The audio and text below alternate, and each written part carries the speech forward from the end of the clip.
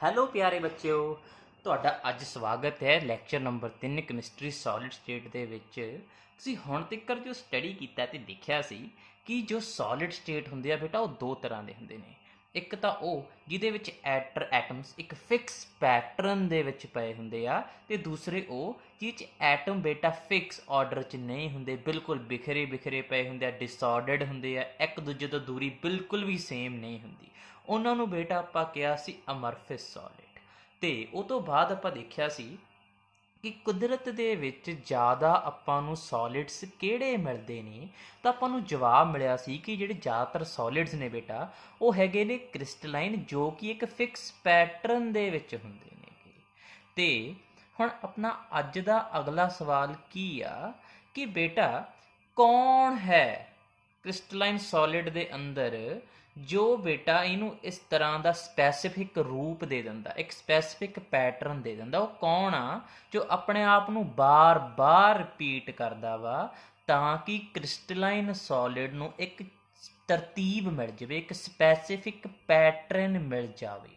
ਇਹੀ ਸਵਾਲ ਨੂੰ ਲੈ ਕੇ ਬੇਟਾ ਅੱਜ ਆਪਾਂ ਸ਼ੁਰੂ ਕਰਦੇ ਹਾਂ।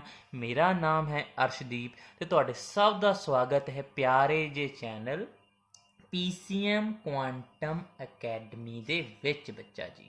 ਹਾਂਜੀ, ਅੱਜ ਦਾ ਆਪਣਾ ਸਵਾਲ ਆ ਬੇਟਾ ਕਿ ਉਹ ਕਿਹੜੀ ਚੀਜ਼ ਆ ਜਿਹਦੇ ਕਰਕੇ ਜਿਹੜਾ ਪੂਰੇ ਦਾ ਪੂਰਾ ਕ੍ਰਿਸਟਲਾਈਨ ਸੋਲਿਡ ਆ, ਉਹ ਬੜਾ ਹੀ ਇੱਕ ਸਪੈਸੀਫਿਕ ਪੈਟਰਨ ਦੇ ਵਿੱਚ ਹੁੰਦਾ ਵਾ। ਅਤੇ ਆਪਾਂ ਹੁਣ ਬੇਟਾ ਦੇਖਾਂਗੇ ਕਿ ਇਹ ਕ੍ਰਿਸਟਲਾਈਨ ਸੋਲਿਡ ਦੇ ਵਿੱਚ ਜਿਹੜੇ ਐਟਮ ਆਪਣੇ ਆਪ ਨੂੰ ਇੱਕ ਫਿਕਸ ਪੈਟਰਨ ਦੇ ਵਿੱਚ ਜਾਂ ਯੂਨੀਫਾਰਮ ਪੈਟਰਨ 'ਚ ਰਿਪੀਟ ਕਰਦੇ ਨੇ, ਉਹ ਕਿੰਨੇ ਤਰੀਕਿਆਂ ਦੇ ਨਾਲ ਆਪਣੇ ਆਪ ਨੂੰ ਰਿਪੀਟ ਕਰ ਸਕਦੇ ਆ। ਹਾਂ ਬੇਟਾ, ਸੋਚਣ ਵਾਲੀ ਗੱਲ ਆ ਕਿ ਜਿਹੜੇ ਐਟਮ ਪ੍ਰੈਜ਼ੈਂਟ ਨੇਗੇ ਕ੍ਰਿਸਟਲਾਈਨ ਸੋਲਿਡ ਦੇ ਵਿੱਚ, ਉਹ ਆਪਣੇ ਆਪ ਨੂੰ ਕਿੰਨਿਆਂ ਕੁ ਤਰੀਕਿਆਂ ਦੇ ਨਾਲ ਤਰੋੜ ਮਰੋੜ ਕੇ, ਉਹ ਪੁੱਠੇ ਸਿੱਧੇ ਹੋ ਕੇ ਕਿੰਨੇ ਤਰੀਕਿਆਂ ਦੇ ਨਾਲ ਆਪਦੇ ਆਪ ਨੂੰ ਬੇਟਾ ਅਰੇਂਜ ਕਰ ਸਕਦੇ ਨੇ। ਇਹਨੂੰ ਸਮਝਣ ਦੇ ਲਈ ਬੇਟਾ ਆਪਾਂ ਇੱਕ ਐਗਜ਼ਾਮਪਲ ਲੈਂਦੇ ਹਾਂ। ਮੰਨ ਲਓ ਜੀ ਤੁਹਾਡੀ ਸੁਬਾਹ ਦੀ ਪ੍ਰੇਅਰ ਹੋ ਰਹੀ ਆ, ਅਤੇ ਪ੍ਰੇਅਰ ਦੇ ਵਿੱਚ ਬੱਚੇ ਆ ਕੇ ਖੜ੍ਹ ਰਹੇ ਨੇ। ਹਾਂਜੀ, ਆਹ ਵਾ ਬੱਚਾ ਨੰਬਰ 1 2 3 4 5 6 7 8 9 10 11 12 13 14 15 16 16 ਬੱਚੇ ਬੇਟਾ ਜੋ ਇੱਕ ਦੂਜੇ ਤੋਂ ਫਿਕਸ ਦੂਰੀ 'ਤੇ ਖੜ੍ਹੇ ਨੇ ਬੇਟਾ, ਸਾਈਡਾਂ 'ਤੇ ਵੀ, ਨੀਚੇ ਵੀ, ਖੱਬੇ ਵੀ, ਸੱਜੇ ਵੀ, ਹਰ ਪਾਸੇ ਇੱਕ ਫਿਕਸ ਦੂਰੀ ਦੇ ਉੱਪਰ ਖੜ੍ਹੇ ਨੇ। ਹੁਣ ਤੁਸੀਂ ਦੇਖੋਗੇ ਜਿਹੜੇ ਬੱਚੇ ਖੜ੍ਹੇ ਨੇ ਬੜੇ ਹੀ ਇੱਕ ਫਿਕਸ ਪੈਟਰਨ, ਇੱਕ ਸੋਹਣੇ ਜਿਹੇ ਪੈਟਰਨ 'ਚ ਖੜੇ ਲੱਗਦੇ ਨੇ, ਹੈ ਨਾ ਬੇਟਾ। ਦੇਖੋ ਆਹ 16 ਦੇ 16 ਬੱਚੇ ਇੱਕ ਫਿਕਸ ਪੈਟਰਨ ਦੇ ਵਿੱਚ ਪਏ ਦਿਖਾਈ ਦੇ ਰਹੇ ਨੇਗੇ, ਅਤੇ ਪੈਟਰਨ ਵੀ ਹੀ ਦਿਖਾ ਰਿਹਾ ਵਾ ਕਿ ਜੋ ਦੂਰੀ ਹੈ ਇਹਨਾਂ ਸਾਰਿਆਂ ਬੱਚਿਆਂ ਵਿਚਕਾਰ, ਉਹ ਬਿਲਕੁਲ ਕੀ ਆ ਬੇਟਾ, ਦੂਰੀ ਬਿਲਕੁਲ ਕੀ ਹੋ ਚੁੱਕੀ ਹੈ ਜੀ, ਫਿਕਸ ਹੋ ਚੁੱਕੀ ਆ। ਜਾਨੀ ਬੋਲਾਂਗੇ ਕਿ ਸਾਰੇ ਇਹ ਬੱਚੇ ਇਸ ਸਮੇਂ ਇੱਕ ਦੂਜੇ ਨਾਲ ਕੀ ਨੇ ਬੇਟਾ, ਇੱਕ ਦੂਜੇ ਨਾਲ ਇਹ ਰਿਲੇਟਿਵ ਨੇ। They are relative to one another. ਇਹੀ ਬੇਟਾ ਸੇਮ ਚੀਜ਼ ਕਿਹਦੇ ਵਿੱਚ ਹੁੰਦੀ ਆ, ਇਹੀ ਸੇਮ ਚੀਜ਼ ਬੇਟਾ ਹੁੰਦੀ ਆ ਕ੍ਰਿਸਟਲਾਈਨ ਸੋਲਿਡਸ ਦੇ ਵਿੱਚ ਵੀ। ਹਾਂ ਬੇਟਾ, ਹੁਣ ਆਪਾਂ ਕੀ ਕਰਾਂਗੇ ਨਾ, ਬੱਚਿਆਂ ਨੂੰ ਹਟਾ ਦਾਂਗੇ। ਇਹ ਬੱਚਿਆਂ ਨੂੰ ਹਟਾ ਕੇ ਬੱਚੇ ਜਿੱਥੇ ਖੜ੍ਹੇ ਸੀ ਉਹਨਾਂ ਦੇ ਉੱਪਰ ਆਪਾਂ ਐਟਮਸ ਰੱਖ ਦਾਂਗੇ। ਮੰਨ ਲਓ ਬੇਟਾ ਹੁਣ ਇਹ ਬੱਚੇ ਨਹੀਂ ਹੈਗੇ, ਹੁਣ ਇਹ ਐਟਮ ਨੇ, ਅਤੇ ਕਿੰਨੇ ਐਟਮ ਪਏ ਆ, ਹਾਂਜੀ ਆਪਣੇ ਕੋਲ 16 ਐਟਮ ਨੇ, ਅਤੇ 16 ਦੇ 16 ਐਟਮ ਕਿਹਦੇ ਵਿੱਚ ਨੇ, ਹਾਂ ਬੇਟਾ 16 ਦੇ 16 ਐਟਮ ਕ੍ਰਿਸਟਲਾਈਨ ਸੋਲਿਡ ਦੇ ਅੰਦਰ ਨੇਗੇ। ਠੀਕ ਹੈ ਜੀ। ਅਤੇ ਹੁਣ ਇਹਨਾਂ ਐਟਮਸ ਨੂੰ ਬੇਟਾ ਆਪਾਂ ਕ੍ਰਿਸਟਲਾਈਨ ਸੋਲਿਡ ਦੇ ਵਿੱਚ ਕਿਸ ਤਰ੍ਹਾਂ ਰਿਪਰਜੈਂਟ ਕਰਨਾ, ਇਹ ਬੇਟਾ ਸਵਾਲ ਆ। ਅਤੇ ਇਹਦਾ ਜਵਾਬ ਕੀ ਆ ਕਿ ਹਮੇਸ਼ਾ ਐਟਮਸ ਨੂੰ ਕ੍ਰਿਸਟਲਾਈਨ ਸੋਲਿਡਸ ਦੇ ਵਿੱਚ ਬੇਟਾ ਪੁਆਇੰਟਸ ਦੇ ਨਾਲ ਰੀਪ੍ਰਜੈਂਟ ਕੀਤਾ ਜਾਂਦਾ। ਅਤੇ ਆਪਾਂ ਨੂੰ ਕੀ ਦੇਖਣ ਨੂੰ ਮਿਲਦਾ, ਦੇਖਣ ਨੂੰ ਮਿਲਦਾ ਵਾ ਕਿ ਜੋ ਐਟਮਸ ਇਸ ਸਮੇਂ ਕ੍ਰਿਸਟਲਾਈਨ ਸੋਲਿਡ ਦੇ ਵਿੱਚ ਪਏ ਨੇ, ਇਹ ਸਾਰੇ ਦੇ ਸਾਰੇ ਐਟਮ ਇੱਕ ਦੂਜੇ ਨਾਲੋਂ ਰਿਲੇਟਿਵ ਨੇ। They are relative to one other. So ਆਪਾਂ ਕੀ ਕਵਾਂਗੇ the position of the particles in a crystalline solid is relative to one another and these atoms are represented by points। ਤੇ ਇਹਨਾਂ ਐਟਮਸ ਨੂੰ ਬੇਟਾ ਆਪਾਂ ਕਿਹੜੀ ਚੀਜ਼ ਨਾਲ ਰਿਪਰਜੈਂਟ ਕਰਦੇ ਹਾਂ, ਪੁਆਇੰਟ ਨਾਲ ਰਿਪਰਜੈਂਟ ਕਰਦੇ ਹਾਂ। ਦੂਸਰਾ ਪੁਆਇੰਟ ਕੀ ਆ ਕਿ ਜਿੰਨੇ ਵੀ ਬੇਟਾ ਇਹ ਪਾਰਟੀਕਲਸ ਹੈਗੇ ਨੇ ਜਾਂ ਐਟਮਸ ਨੇ, ਇਹ ਸਾਰੇ ਇੱਕ ਦੂਜੇ ਦੇ ਨਾਲੋਂ ਕੀ ਨੇ, they are relative to one another. ਮਤਲਬ ਇੱਕ ਦੂਜੇ ਦੇ ਨਾਲ ਬੇਟਾ ਇੱਕ ਫਿਕਸ ਤਰਤੀਬ ਦੇ ਨਾਲ ਜੁੜੇ। ਉਹ ਤਰਤੀਬ ਕੀ ਆ ਕਿ ਇਹਨਾਂ ਸਾਰੇ ਐਟਮਾਂ ਵਿਚਕਾਰ ਜੋ ਦੂਰੀ ਆ ਉਹ ਬੇਟਾ ਬਿਲਕੁਲ ਸੇਮ ਆ, ਤੇ ਜਿਸ ਤਰ੍ਹਾਂ ਉੱਪਰਲਾ ਪੈਟਰਨ ਪਿਆ ਬਿਲਕੁਲ ਸਾਹਮਣੇ ਦੇ ਥੱਲੇ ਵਾਲਾ ਐਟਮ ਵੀ ਪਿਆ, ਬਿਲਕੁਲ ਸਾਹਮਣੇ ਥੱਲੇ ਵਾਲਾ ਐਟਮ ਵੀ ਪਿਆ, ਖੱਬੇ ਵੀ ਉਨੀ ਦੂਰੀ ਤੇ ਪਿਆ, ਸੱਜੇ ਵੀ ਉਨੀ ਦੂਰੀ ਤੇ ਪਿਆ ਵਾ। ਇਸ ਤਰ੍ਹਾਂ ਬੇਟਾ ਆਪਣੇ ਇੱਕ ਫਿਕਸ ਪੈਟਰਨ ਦਿਖਾਈ ਦੇ ਰਿਹਾ ਵਾ। ਉਹ ਪੈਟਰਨ 'ਚ ਤੁਸੀਂ ਦੇਖੋਗੇ ਖਾਸ ਤਰ੍ਹਾਂ ਦੀ ਸ਼ੇਪ ਵੀ ਦਿਖਾਈ ਦੇ ਰਹੀ ਹੈ। ਉਹ ਸ਼ੇਪ ਕੀ ਆ? ਉਹ ਬੇਟਾ ਸ਼ੇਪ ਹੈ ਰੈਕਟੈਂਗਲ। ਤੇ ਬੇਟਾ ਜਿਹੜੀ ਇਹ ਸ਼ੇਪ ਆ, ਰੈਕਟੈਂਗਲ ਸ਼ੇਪ ਆ, ਜ਼ਰੂਰੀ ਨਹੀਂ ਉਹ ਹਰ ਵਾਰ ਬੇਟਾ ਰੈਕਟੈਂਗਲ ਹੀ ਰਹੂਗੀ। ਉਹ 'ਚ ਥੋੜ੍ਹੀ ਜਿਹੀ ਚੇਂਜ ਵੀ ਆ ਸਕਦੀ ਆ। ਉਹ ਚੇਂਜ ਕਦੋਂ ਆਊਗੀ? ਅਗਰ ਐਟਮ ਆਪਣੀ ਪੋਜੀਸ਼ਨ ਨੂੰ ਥੋੜ੍ਹਾ ਜਿਹਾ ਬਦਲ ਲੈਣਗੇ। ਇੱਥੇ ਆਪਾਂ ਨੂੰ ਫਿਰ ਕਿਹੜੀ ਚੀਜ਼ ਦਾ ਜਵਾਬ ਮਿਲੂਗਾ? ਆਪਾਂ ਨੂੰ ਜਵਾਬ ਮਿਲੂਗਾ ਇਹੀ ਕੁਐਸਚਨ ਦਾ ਜੋ ਆਪਾਂ ਇੱਥੇ ਦੇਖਿਆ ਸੀ ਕਿ ਐਟਮਸ ਕ੍ਰਿਸਟਲਾਈਨ ਸੋਲਿਡ ਦੇ ਵਿੱਚ ਕਿੰਨੇ ਤਰੀਕਿਆਂ ਦੇ ਨਾਲ ਆਪਣੇ ਆਪ ਨੂੰ ਅਰੇਂਜ ਕਰ ਸਕਦੇ ਆ। ਦੇਖੋ ਬੇਟਾ ਇੱਥੇ ਤਾਂ ਉਹ ਰੈਕਟੈਂਗੂਲਰ ਸ਼ੇਪ ਦੇ ਵਿੱਚ ਆ, ਪਰ ਦੱਸ ਦੇਵਾਂ ਕਿ ਹਰ ਵਾਰ ਬੇਟਾ ਸ਼ੇਪ ਰੈਕਟੈਂਗੂਲਰ ਨਹੀਂ ਹੋਊਗੀ। ਤੁਹਾਨੂੰ ਡਿਫਰੈਂਟ ਤਰ੍ਹਾਂ ਦੀਆਂ ਜੋ ਸ਼ੇਪਸ ਨੇ ਉਹ ਕ੍ਰਿਸਟਲਾਈਨ ਸੋਲਿਡਸ ਦੇ ਵਿੱਚ ਦੇਖਣ ਨੂੰ ਮਿਲਣਗੀਆਂ, ਜਿਹਦੇ ਕਰਕੇ ਕ੍ਰਿਸਟਲਾਈਨ ਸੋਲਿਡ ਦੇ ਅੰਦਰ ਜੋ ਐਟਮਾਂ ਦੀ ਅਰੇਂਜਮੈਂਟ ਆ ਬੇਟਾ ਉਹ ਡਿਫਰੈਂਟ ਹੁੰਦੀ ਜਾਂਦੀ ਆ। ਤੇ ਇਹ ਚੀਜ਼ ਨੂੰ ਆਪਾਂ ਕੀ ਕਹਿੰਦੇ ਆ? ਚਲੋ ਜੀ ਹੁਣ ਆਪਾਂ ਇਹਦੇ ਉੱਪਰ ਗੌਰ ਕਰਦੇ ਹਾਂ। ਹਾਂ ਬੇਟਾ, ਇਸ ਸਮੇਂ ਜੋ ਆਪਾਂ ਨੂੰ ਇੱਥੇ ਪੁਆਇੰਟਸ ਦਿਖਾਈ ਦੇ ਰਹੇ, ਜਿਨ੍ਹਾਂ ਪੁਆਇੰਟਸ ਨੂੰ ਬੇਟਾ ਆਪਾਂ ਕੀ ਕਹਿੰਦੇ ਆ? ਇਹ ਪੁਆਇੰਟਸ ਹੈਗੇ ਨੇ ਐਟਮਸ। ਯਾਦ ਰੱਖਣਾ, ਐਟਮਸ ਨੂੰ ਪੁਆਇੰਟ ਨਾਲ ਰਿਪਰੈਜ਼ੈਂਟ ਕੀਤਾ ਜਾਂਦਾ ਵਾ ਸੋਲਿਡ ਸਟੇਟ ਦੇ ਵਿੱਚ, ਕ੍ਰਿਸਟਲਾਈਨ ਸੋਲਿਡ ਦੇ ਵਿੱਚ। ਹਾਂ ਬੇਟਾ, ਜਦੋਂ ਆਪਾਂ ਬਹੁਤ ਸਾਰੇ ਪੁਆਇੰਟਾਂ ਨੂੰ ਇਸ ਤਰ੍ਹਾਂ ਅਰੇਂਜ ਕਰੀ ਜਾਂਦੇ, ਲਗਾਈ ਜਾਂਦੇ ਆ ਤਾਂ ਇੱਕ ਸਟਰਕਚਰ ਉੱਭਰ ਕੇ ਆਪਣੇ ਸਾਹਮਣੇ ਆਉਂਦੀ ਆ। ਤੇ ਜਿਹੜੀ ਇਹ ਸਟਰਕਚਰ ਸਾਡੇ ਸਾਹਮਣੇ ਦਿਖਾਈ ਦੇ ਰਹੀ ਹੈ, ਇੰਨੀ ਸਟਰਕਚਰ, ਜਾਂ ਮੈਂ ਸਾਈਡ ਤੇ ਇੱਥੇ ਬਣਾ ਵੀ ਦਿੰਦਾ ਵਾ। ਦੇਖੋ ਜਿਵੇਂ ਹੁਣ ਇਹ ਸਟਰਕਚਰ ਇੱਥੇ ਉੱਭਰ ਕੇ ਸਾਹਮਣੇ ਆ ਰਹੀ ਆ। ਜਦੋਂ ਪੁਆਇੰਟਾਂ ਨੂੰ ਮੈਂ ਤਿੰਨ ਐਟਮਸ ਨੂੰ ਇੱਕ ਫਿਕਸ ਦੂਰੀ ਤੇ ਰੱਖਿਆ, ਤੁਸੀਂ ਦੇਖੋਗੇ ਇੱਕ ਸਟਰਕਚਰ ਜੀ ਉੱਭਰ ਕੇ ਸਾਹਮਣੇ ਆਈ ਆ। ਤੇ ਜਿਹੜੀ ਸਟਰਕਚਰ ਸਾਡੇ ਉੱਭਰ ਕੇ ਸਾਹਮਣੇ ਆਈ ਆ ਬੇਟਾ, ਇਸ ਨੂੰ ਇੱਕ ਖਾਸ ਨਾਮ ਦਿੱਤਾ ਜਾਂਦਾ ਵਾ। ਤੇ ਇਸੀ ਚੀਜ਼ ਨੂੰ ਬੇਟਾ ਕਹਿੰਦੇ ਨੇ ਲੈਟਿਸ। ਕੀ ਕਹਿੰਦੇ ਆ ਬੇਟਾ? ਲੈਟਿਸ ਕਹਿੰਦੇ ਨੇ। ਹਾਂ ਬੇਟਾ, ਹੁਣ ਲੈਟਿਸ ਦੇ ਵਿੱਚ ਜਿਹੜੇ ਆ ਐਟਮਸ ਪਏ ਨੇ, ਤੇ ਐਟਮਸ ਨੂੰ ਜਿਹਨੂੰ ਆਪਾਂ ਪੁਆਇੰਟ ਨਾਲ ਰਿਪਰੈਜ਼ੈਂਟ ਕਰ ਰਹੇ ਹਾਂ, ਤੇ ਜੋ ਪੋਜੀਸ਼ਨ ਇਹਨਾਂ ਐਟਮਸ ਦੀ, ਜਾਂ ਬੇਟਾ ਆਪਾਂ ਪੁਆਇੰਟ ਕਹਿ ਲਓ, ਜਾਂ ਬੇਟਾ ਨੂੰ ਆਇਨਸ ਵੀ ਕਹਿ ਸਕਦੇ ਆ, ਮੋਲੀਕਿਊਲ ਵੀ ਕਹਿ ਸਕਦੇ ਆ, ਕਿਹਦੇ ਵਿੱਚ ਪਏ ਨੇ? ਇਹ ਕ੍ਰਿਸਟਲਾਈਨ ਸੋਲਿਡ ਦੇ ਵਿੱਚ ਪਏ ਨੇ ਜਾਂ ਕ੍ਰਿਸਟਲ ਲੈਟਿਸ ਦੇ ਵਿੱਚ ਪਏ ਨੇ। ਹਾਂ ਬੇਟਾ, ਪੁਆਇੰਟਾਂ ਨੂੰ ਇੱਕ ਖਾਸ ਨਾਮ ਦਿੱਤਾ ਜਾਂਦਾ ਵਾ। ਇਹਨਾਂ ਨੂੰ ਬੇਟਾ ਕਹਿੰਦੇ ਨੇ ਲੈਟਿਸ ਪੁਆਇੰਟਸ, ਜਾਂ ਇਹਨਾਂ ਨੂੰ ਬੇਟਾ ਕਿਹਾ ਜਾਂਦਾ ਵਾ ਲੈਟਿਸ ਸਾਈਟ। ਹਾਂ ਬੇਟਾ, ਬੜੀ ਹੀ ਇੰਪੋਰਟੈਂਟ ਗੱਲ ਆ ਜੋ ਨੋਟ ਕਰਨ ਵਾਲੀ ਆ। ਹੁਣ ਆਪਾਂ ਦੇਖਦੇ ਹਾਂ ਕੀ ਆ। The arrangement of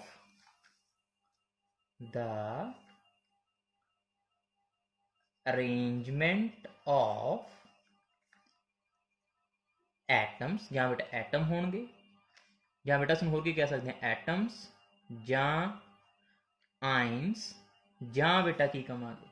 ਜਾਂ ਇਹਨੂੰ ਆਪਾਂ ਕਵਾਂਗੇ ਮੋਲੀਕਿਊਲਸ। ਕਾਹਦੇ ਵਿੱਚ? ਇਨ ਕ੍ਰਿਸਟਲ ਲੈਟਿਸ। ਹਾਂ ਬੇਟਾ, ਆਹ ਵਾਲੀ ਚੀਜ਼ 1 2 3 4 5 6 7 8 9। ਹਾਂ ਬੇਟਾ, ਇਹ ਸਾਰੇ ਐਟਮਸ ਨੂੰ ਜਦੋਂ ਮੈਂ ਅਰੇਂਜ ਕਰ ਦਿੱਤਾ, ਉਸ ਤੋਂ ਬਾਅਦ ਇੱਕ ਜਿਹੜੀ ਸਟਰਕਚਰ ਉੱਭਰ ਕੇ ਸਾਡੇ ਸਾਹਮਣੇ ਆ ਰਹੀ ਹੈ, ਇਸ ਨੂੰ ਬੇਟਾ ਆਪਾਂ ਕੀ ਬੋਲਦੇ ਹਾਂ? ਇਸ ਨੂੰ ਹੀ ਕਿਹਾ ਜਾਂਦਾ ਵਾ ਕ੍ਰਿਸਟਲ ਲੈਟਿਸ। ਹੁਣ ਕ੍ਰਿਸਟਲ ਲੈਟਿਸ ਬੇਟਾ ਜਿਹੜੇ ਇਹ ਐਟਮਸ ਪਏ ਨੇ, ਇਸ ਨੂੰ ਆਪਾਂ ਕੀ ਕਹਿੰਦੇ ਆ? Points, atoms, particles, ions, molecule, ਜੋ ਕੁਝ ਵੀ ਕਹਿੰਦੇ ਆ ਬੇਟਾ, ਇਹਨਾਂ ਪੁਆਇੰਟਾਂ ਦਾ ਇੱਕ ਖਾਸ ਨਾਮ ਆ। ਤੇ ਇਹਨਾਂ ਪੁਆਇੰਟਾਂ ਨੂੰ ਕੀ ਕਿਹਾ ਜਾਂਦਾ? ਇਹਨਾਂ ਨੂੰ ਕਿਹਾ ਜਾਂਦਾ ਆਰ ਕਾਲਡ, ਇਹਨਾਂ ਨੂੰ ਕਿਹਾ ਜਾਂਦਾ ਵਾ ਹਾਂਜੀ ਲੈਟਿਸ ਪੁਆਇੰਟ, ਜਾਂ ਬੇਟਾ ਇਹਨਾਂ ਨੂੰ ਕਿਹਾ ਜਾਂਦਾ ਵਾ ਲੈਟਿਸ ਸਾਈਟਸ। ਹਾਂ ਬੇਟਾ, ਨੋਟ ਕਰ ਲਓ ਕਿ ਇਸ ਚੀਜ਼ ਨੂੰ ਕੀ ਕਿਹਾ ਜਾਂਦਾ ਵਾ? ਲੈਟਿਸ ਪੁਆਇੰਟ ਜਾਂ ਲੈਟਿਸ ਸਾਈਟ ਕਿਹਾ ਜਾਂਦਾ ਵਾ। ਜਦੋਂ ਆਪਾਂ ਸਾਰੇ ਪੁਆਇੰਟਾਂ ਨੂੰ ਬੇਟਾ ਅਰੇਂਜ ਕਰ ਦਿੰਦੇ ਆ, ਅਰੇਂਜ ਕਰਨ ਤੋਂ ਬਾਅਦ ਜਿਹੜਾ ਆਪਾਂ ਨੂੰ ਤਰਤੀਬ ਦਿਖਾਈ ਦਿੰਦੀ ਆ, ਇਸ ਨੂੰ ਬੇਟਾ ਆਪਾਂ ਕਹਿੰਦੇ ਆ ਸਪੇਸ ਲੈਟਿਸ। ਕੀ ਕਹਿੰਦੇ ਆ ਬੇਟਾ? Space lattice. ਆ ਜਿਹੜਾ ਸਾਹਮਣੇ ਆ ਦਿਖਾਈ ਦੇ ਰਹੀ, ਇਹਨੂੰ ਮੈਂ ਬਾਕਸ 'ਚ ਬੰਦ ਕਰ ਰਿਹਾ ਬੇਟਾ। ਇਹ ਸਾਰੇ ਪੈਟਰਨ ਨੂੰ ਆਪਾਂ ਕੀ ਕਹਿੰਦੇ ਆ? ਇਸ ਨੂੰ ਕਹਿੰਦੇ ਨੇ ਸਪੇਸ ਲੈਟਿਸ। ਦੱਸਦੀ ਬੇਟਾ ਆਪਾਂ ਹੁਣ ਡੈਫੀਨੇਸ਼ਨ ਦੇਖਾਂਗੇ ਕਿ ਸਪੇਸ ਲੈਟਿਸ ਕੀ ਹੁੰਦੀ ਆ। ਹਾਂ ਬੇਟਾ, ਸਪੇਸ ਲੈਟਿਸ, ਠੀਕ ਹੈ ਜੀ। ਸਪੇਸ ਲੈਟਿਸ ਹੈ the arrangement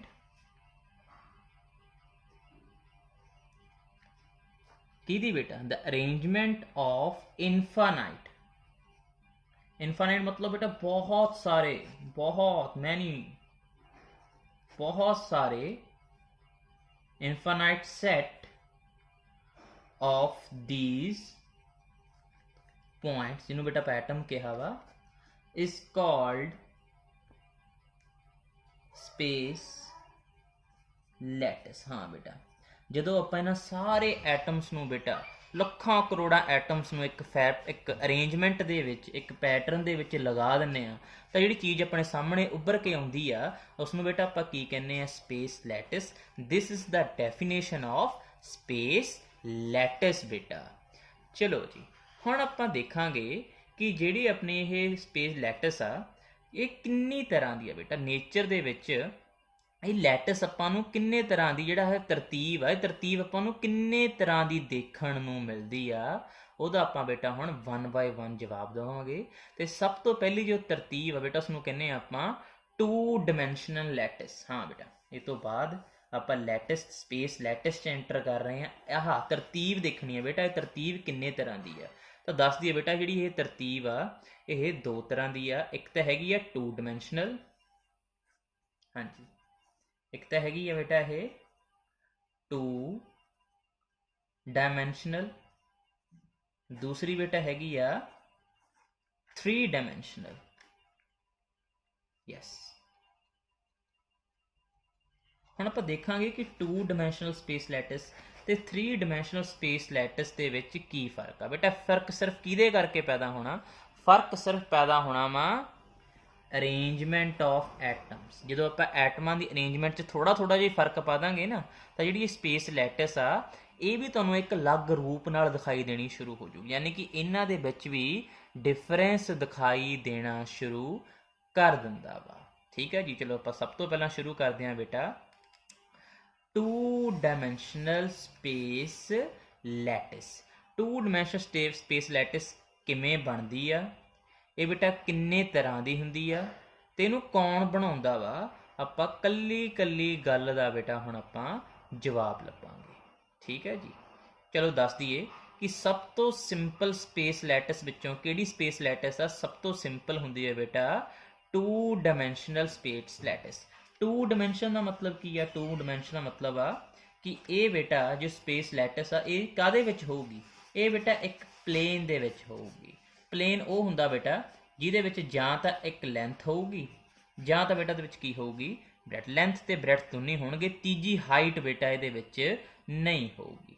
ਯਾਨੀ ਕਿ ਤੁਸੀਂ ਇਸ ਤਰ੍ਹਾਂ ਸਮਝ ਸਕਦੇ ਹੋ ਕਿ 2 ਡਾਇਮੈਂਸ਼ਨਲ ਸਪੇਸ ਲੈਟਿਸ ਦੇ ਵਿੱਚ ਜੋ ਐਟਮਸ ਜਾਂ ਪਾਰਟੀਕਲਸ ਪਏ ਹੋਣਗੇ ਉਹ ਇੱਕ ਫਰਸ਼ ਦੇ ਉੱਪਰ ਪਏ ਨੇ ਜਾਂ ਇੱਕ ਬੋਰਡ ਦੇ ਉੱਪਰ ਪਏ ਨੇ, ਤੇ ਇਸ ਤਰ੍ਹਾਂ ਐਟਮਸ ਨੂੰ ਅਰੇਂਜ ਕਰਨ ਤੋਂ ਬਾਅਦ ਜਿਹੜੀ ਇੱਕ ਤਰਤੀਬ ਉੱਭਰ ਕੇ, ਤਰਤੀਬ ਦੇ ਨਾਲ ਇੱਕ ਸਟਰਕਚਰ ਉੱਭਰ ਕੇ ਤੁਹਾਡੇ ਸਾਹਮਣੇ ਆਊਗੀ, ਉਹ ਸਟਰਕਚਰ ਕੀ ਹੋਊਗੀ ਬੇਟਾ? ਉਹ ਹੋਊਗੀ 2 ਡਾਇਮੈਂਸ਼ਨਲ ਸਪੇਸ ਲੈਟਿਸ। ਤੇ 2 ਡਾਇਮੈਂਸ਼ਨਲ ਸਪੇਸ ਲੈਟਿਸ ਕਿੰਨੀ ਤਰ੍ਹਾਂ ਦੀ ਹੋਊਗੀ ਬੇਟਾ, ਤੇ ਉਹ ਕਿਵੇਂ ਚੇਂਜ ਹੁੰਦੀ ਜਾਊਗੀ, ਉਹਨੂੰ ਬੇਟਾ ਆਪਾਂ ਹੁਣ ਸਟੱਡੀ ਕਰਦੇ ਹਾਂ। ਚਲੋ ਜੀ,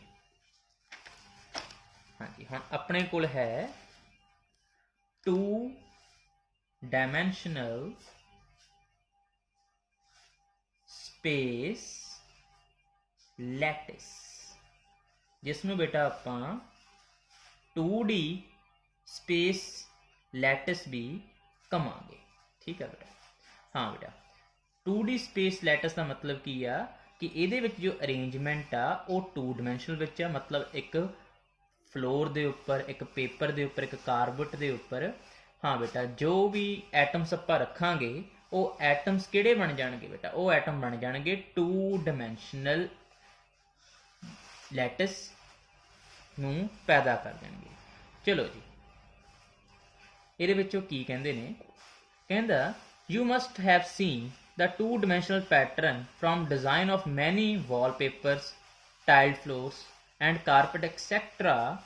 are 2-dimensional pattern which can be described by the 2-dimensional lattice which is a regular repeating arrangement of point in plane। हाँ बेटा, सब तो main point च की उभर के आउंदा the regular arrangement, repeating arrangement बेटा, the regular repeating arrangement of points in plane. yes, ਇਹ ਹੈ ਇਸ ਦੀ ਡੈਫੀਨੇਸ਼ਨ। ਪਲੇਨ ਕੀ ਆ? ਇੱਕ ਬੇਟਾ ਕਾਗਜ਼, ਕਾਗਜ਼ ਦੇ ਉੱਪਰ ਤੁਸੀਂ ਬੋਲਸ ਨੂੰ ਰੱਖ ਦਿਓ ਇੱਕ ਫਿਕਸ ਤਰਤੀਬ ਦੇ ਵਿੱਚ, ਫਿਕਸ ਦੂਰੀ ਦੇ ਉੱਪਰ। ਤੁਹਾਡੇ ਸਾਹਮਣੇ ਇਸ ਸਮੇਂ ਬੇਟਾ ਜੋ ਇਹ ਕ੍ਰਿਸਟਲ ਲੈਟਿਸ ਉੱਭਰ ਕੇ ਤੁਹਾਨੂੰ ਦਿਖਾਈ ਦੇਣੀ ਸ਼ੁਰੂ ਹੋ ਚੁੱਕੀ ਹੈ, ਜੋ ਆਹ ਵਾਲੀ ਆ ਬੇਟਾ, ਇਸ ਨੂੰ ਆਪਾਂ ਕੀ ਬੋਲਦੇ ਹਾਂ? ਇਸ ਨੂੰ ਬੇਟਾ ਆਪਾਂ ਬੋਲਦੇ ਹਾਂ 2 ਡਾਇਮੈਂਸ਼ਨਲ ਸਪੇਸ ਲੈਟਿਸ। ਹਾਂ ਬੇਟਾ, ਜੋ ਤੁਹਾਡੀ ਐਗਜ਼ਾਮਪਲ ਸਾਹਮਣੇ ਬਣਾਈ ਆ, ਇਹ ਇੱਕ 2 ਡਾਇਮੈਂਸ਼ਨਲ ਸਪੇਸ ਲੈਟਿਸ ਆ, ਜਿਹਦੇ ਵਿੱਚ ਆਪਾਂ ਪੁਆਇੰਟਸ ਨੂੰ ਅਰੇਂਜ ਕੀਤਾ ਇੱਕ ਫਿਕਸ ਪੈਟਰਨ ਦੇ ਵਿੱਚ।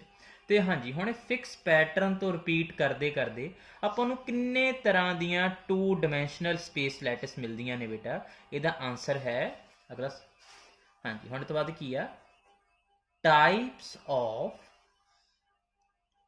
2 ਡਾਇਮੈਂਸ਼ਨਲ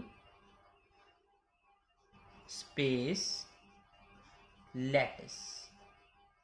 ਇਹਦਾ ਆਨਸਰ ਕੀ ਆ ਬੇਟਾ? ਕਿੰਨੀ ਤਰ੍ਹਾਂ ਨੂੰ ਸਵਾਲ ਕਰੇ ਕਿ ਸਪੇਸ ਲੈਟਿਸ ਕਿੰਨੀ ਤਰ੍ਹਾਂ ਦੀ ਹੁੰਦੀਆਂ 2 ਡਾਇਮੈਂਸ਼ਨਲ, ਤੇ ਇਹਦਾ ਆਨਸਰ ਆ ਬੇਟਾ, ਇਹਦਾ ਆਨਸਰ ਹੈ ਕਿ ਇਹ 5 ਤਰ੍ਹਾਂ ਦੀਆਂ ਹੁੰਦੀਆਂ ਨੇ। Yes, it has 5 types. ਇਹ 5 ਤਰ੍ਹਾਂ ਦੀ ਨੇਚਰ ਦੇ ਵਿੱਚ ਮਿਲਦੀ ਆ, ਤੇ ਉਹ 5 ਤਰ੍ਹਾਂ ਦੀ ਬੇਟਾ ਕਿਹੜੀ ਕਿਹੜੀ ਆ, ਉਹ ਆਪਾਂ ਹੁਣ 1 ਬਾਏ 1 ਲਿਖਾਂਗੇ। ਸਭ ਤੋਂ ਪਹਿਲੀ ਟਾਈਪ ਕਿਹੜੀ ਆ? ਹਾਂ ਬੇਟਾ, ਸਭ ਤੋਂ ਪਹਿਲੀ ਟਾਈਪ ਹੈ ਹੈਗਜ਼ਾਗੋਨਲ। ਹਾਂਜੀ, ਇਹ ਪਹਿਲੀ ਟਾਈਪ ਆ 2 ਡਾਇਮੈਂਸ਼ਨਲ ਸਪੇਸ ਲੈਟਿਸ ਦੀ। ਦੂਸਰੀ ਬੇਟਾ ਹੈ ਸਕੁਆਇਰ। ਯੈਸ, ਦੂਸਰੀ ਹੈ ਸਕੁਆਇਰ। ਤੀਸਰੀ ਹੈ ਬੇਟਾ ਰੋਮਬਿਕ। ਤੀਸਰੀ ਹੈ ਰੋਮਬਿਕ। ਤੇ ਚੌਥੀ ਬੇਟਾ ਕਿਹੜੀ ਆ? ਚੌਥੀ ਹੈ ਬੇਟਾ ਪੈਰਲੋਗ੍ਰਾਮ ਲੈਟਿਸ। ਹਾਂਜੀ, ਕਿਹੜੀ ਹੈ ਜੀ? Parallelogram lattice. ਹੈਕਸਾਗੋਨਲ, दूसरी है बेटा स्क्वायर, तीसरी है रैम्बिक, तो चौथी है पैरलोग्राम लैटिस। Parallelogram lattice. ते लास्ट वाली बेटा किहड़ी है? लास्ट वाली है rectangular lattice. Yes, rectangular lattice. बेटा हुण तक जो तुहानूं मैं 2 डायमैंशनल लैटिस बना के दिखाई है ना, ये एक रैक्टेंगुलर लैटिस आ, जिहदे विच देखोगे कि 4 एटम्स नूं जॉइन करन तो बाद तुहानूं किहो जी शेप दिखाई दे रही है? तुहानूं शेप दिखाई दे रही है एक रैक्टेंगल वर्गी। अगर बेटा इत्थे तुहानूं बेटा स्क्वायर दिखाई देने लग जे तां वो होगी रैक्ट अपने स्क्वायर लैटिस। अगर बेटा इत्थे तुहानूं हैक्सागोन दिखाई देना सो हैक्सागोनल होगी। ठीक है बेटा, इस तरह अलग अलग तरह दियां तुहानूं आपां 2 डायमैंशनल स्पेस लैटिस दिखावांगे। वो लैटिस किवें बनूगी? बस करना की आ, एटम्स की पोजीशन नूं थोड़ा थोड़ा चेंज कर दो। एटम की पोजीशन नूं थोड़ा थोड़ा चेंज करन तो बाद ही बेटा तुहानूं एक स्ट्रक्चर उभर के सामने आऊगी। स्ट्रक्चर कादी होगी बेटा? स्ट्रक्चर होगी तुहाडी स्पेस लैटिस दी। ते स्पेस लैटिस किहड़ी होगी बेटा? वो होगी 2 डायमैंशनल स्पेस लैटिस। हाँ बेटा, मैं ਤੁਹਾਨੂੰ ਦੱਸਿਆ ਸੀ ਕਿ ਅਲੱਗ-ਅਲੱਗ ਤਰ੍ਹਾਂ ਦੀਆਂ ਸਪੇਸ ਲੈਟਿਸ ਕਦੋਂ ਬਣਦੀਆਂ ਨੇ? ਜਦੋਂ ਆਪਾਂ ਐਟਮਸ ਨੂੰ ਥੋੜਾ-ਥੋੜਾ ਡਿਸਪਲੇਸ ਕਰ ਦਈਏ, ਉਹਦੀ ਪੋਜੀਸ਼ਨ ਨੂੰ ਥੋੜਾ-ਥੋੜਾ ਚੇਂਜ ਕਰ ਦਈਏ। ਉਹਦੇ ਨਾਲ ਹੁੰਦਾ ਕੀ ਹੈ ਬੇਟਾ? ਉਹਦੇ ਨਾਲ ਐਟਮਸ ਦੀ ਜਾਂ ਪੁਆਇੰਟਸ ਦੀ ਸਿਮੈਟਰੀ ਦੇ ਵਿੱਚ ਕੀ ਆਉਂਦੀ ਹੈ? ਚੇਂਜ ਆਉਂਦੀ ਹੈ, ਤੇ ਜਿਹਦੇ ਕਰਕੇ ਆਪਾਂ ਨੂੰ ਡਿਫਰੈਂਟ ਕਾਈਂਡ ਦੀਆਂ ਸਪੇਸ ਲੈਟਿਸ ਮਿਲਦੀਆਂ। ਇਸ ਤਰ੍ਹਾਂ ਲਿਖਿਆ, these differ in symmetry of arrangement। Symmetry ਮਤਲਬ ਬੇਟਾ ਜੋ ਐਟਮ ਵਿਚਕਾਰ ਜੋ ਤਰਤੀਬ ਆ ਉਹਨੂੰ ਥੋੜਾ ਜਿਹਾ ਬਦਲ ਦਿਓ, ਅਰੇਂਜਮੈਂਟ ਨੂੰ ਥੋੜਾ ਜਿਹਾ ਬਦਲ ਦਿਓ, ਐਟਮਾਂ ਦੀ ਪੋਜੀਸ਼ਨ ਨੂੰ ਥੋੜਾ ਜਿਹਾ ਬਦਲ ਦਿਓ। ਬਦਲਣ ਦੇ ਨਾਲ ਜੋ ਆਪਾਂ ਨੂੰ ਅਲੱਗ-ਅਲੱਗ ਤਰ੍ਹਾਂ ਦੀਆਂ ਸਪੇਸ ਲੈਟਿਸ ਦਿਖਾਈ ਦੇਣਗੀਆਂ। ਉਹ ਕਿਹੜੀਆਂ-ਕਿਹੜੀਆਂ ਅਸੀਂ ਪਿੱਛੇ ਵੀ ਡਿਸਕਸ ਕੀਤਾ ਸੀ। ਉਹ ਸੀਗੀਆਂ ਬੇਟਾ ਰੋਮਬਿਕ, ਪੈਰਲੋਗ੍ਰਾਮ, ਸਕੁਆਇਰ, ਹੈਕਸਾਗੋਨਲ ਤੇ ਰੈਕਟੈਂਗੂਲਰ। ਜਿਨ੍ਹਾਂ ਦੇ ਵਿੱਚ ਸਭ ਤੋਂ ਪਹਿਲਾਂ ਬੇਟਾ ਆਪਾਂ ਡਿਸਕਸ ਕਰਦੇ ਹਾਂ, ਪਹਿਲਾ ਕੇਸ ਹੈ ਹੈਗਜ਼ਾਗੋਨਲ ਲੈਟਿਸ। ਆਪਾਂ ਦੇਖਾਂਗੇ ਬੇਟਾ ਹੈਗਜ਼ਾਗੋਨਲ ਲੈਟਿਸ ਕਦੋਂ ਬਣਦੀ ਹੈ। ਸਭ ਤੋਂ ਪਹਿਲਾਂ ਤੁਸੀਂ ਬੇਟਾ ਕੀ ਕਰੋ, 4 ਐਟਮਸ ਨੂੰ ਫਿਕਸ ਦੂਰੀ ਤੇ ਲਿਖੋ। Number 1, number 2, number 3 and number 4।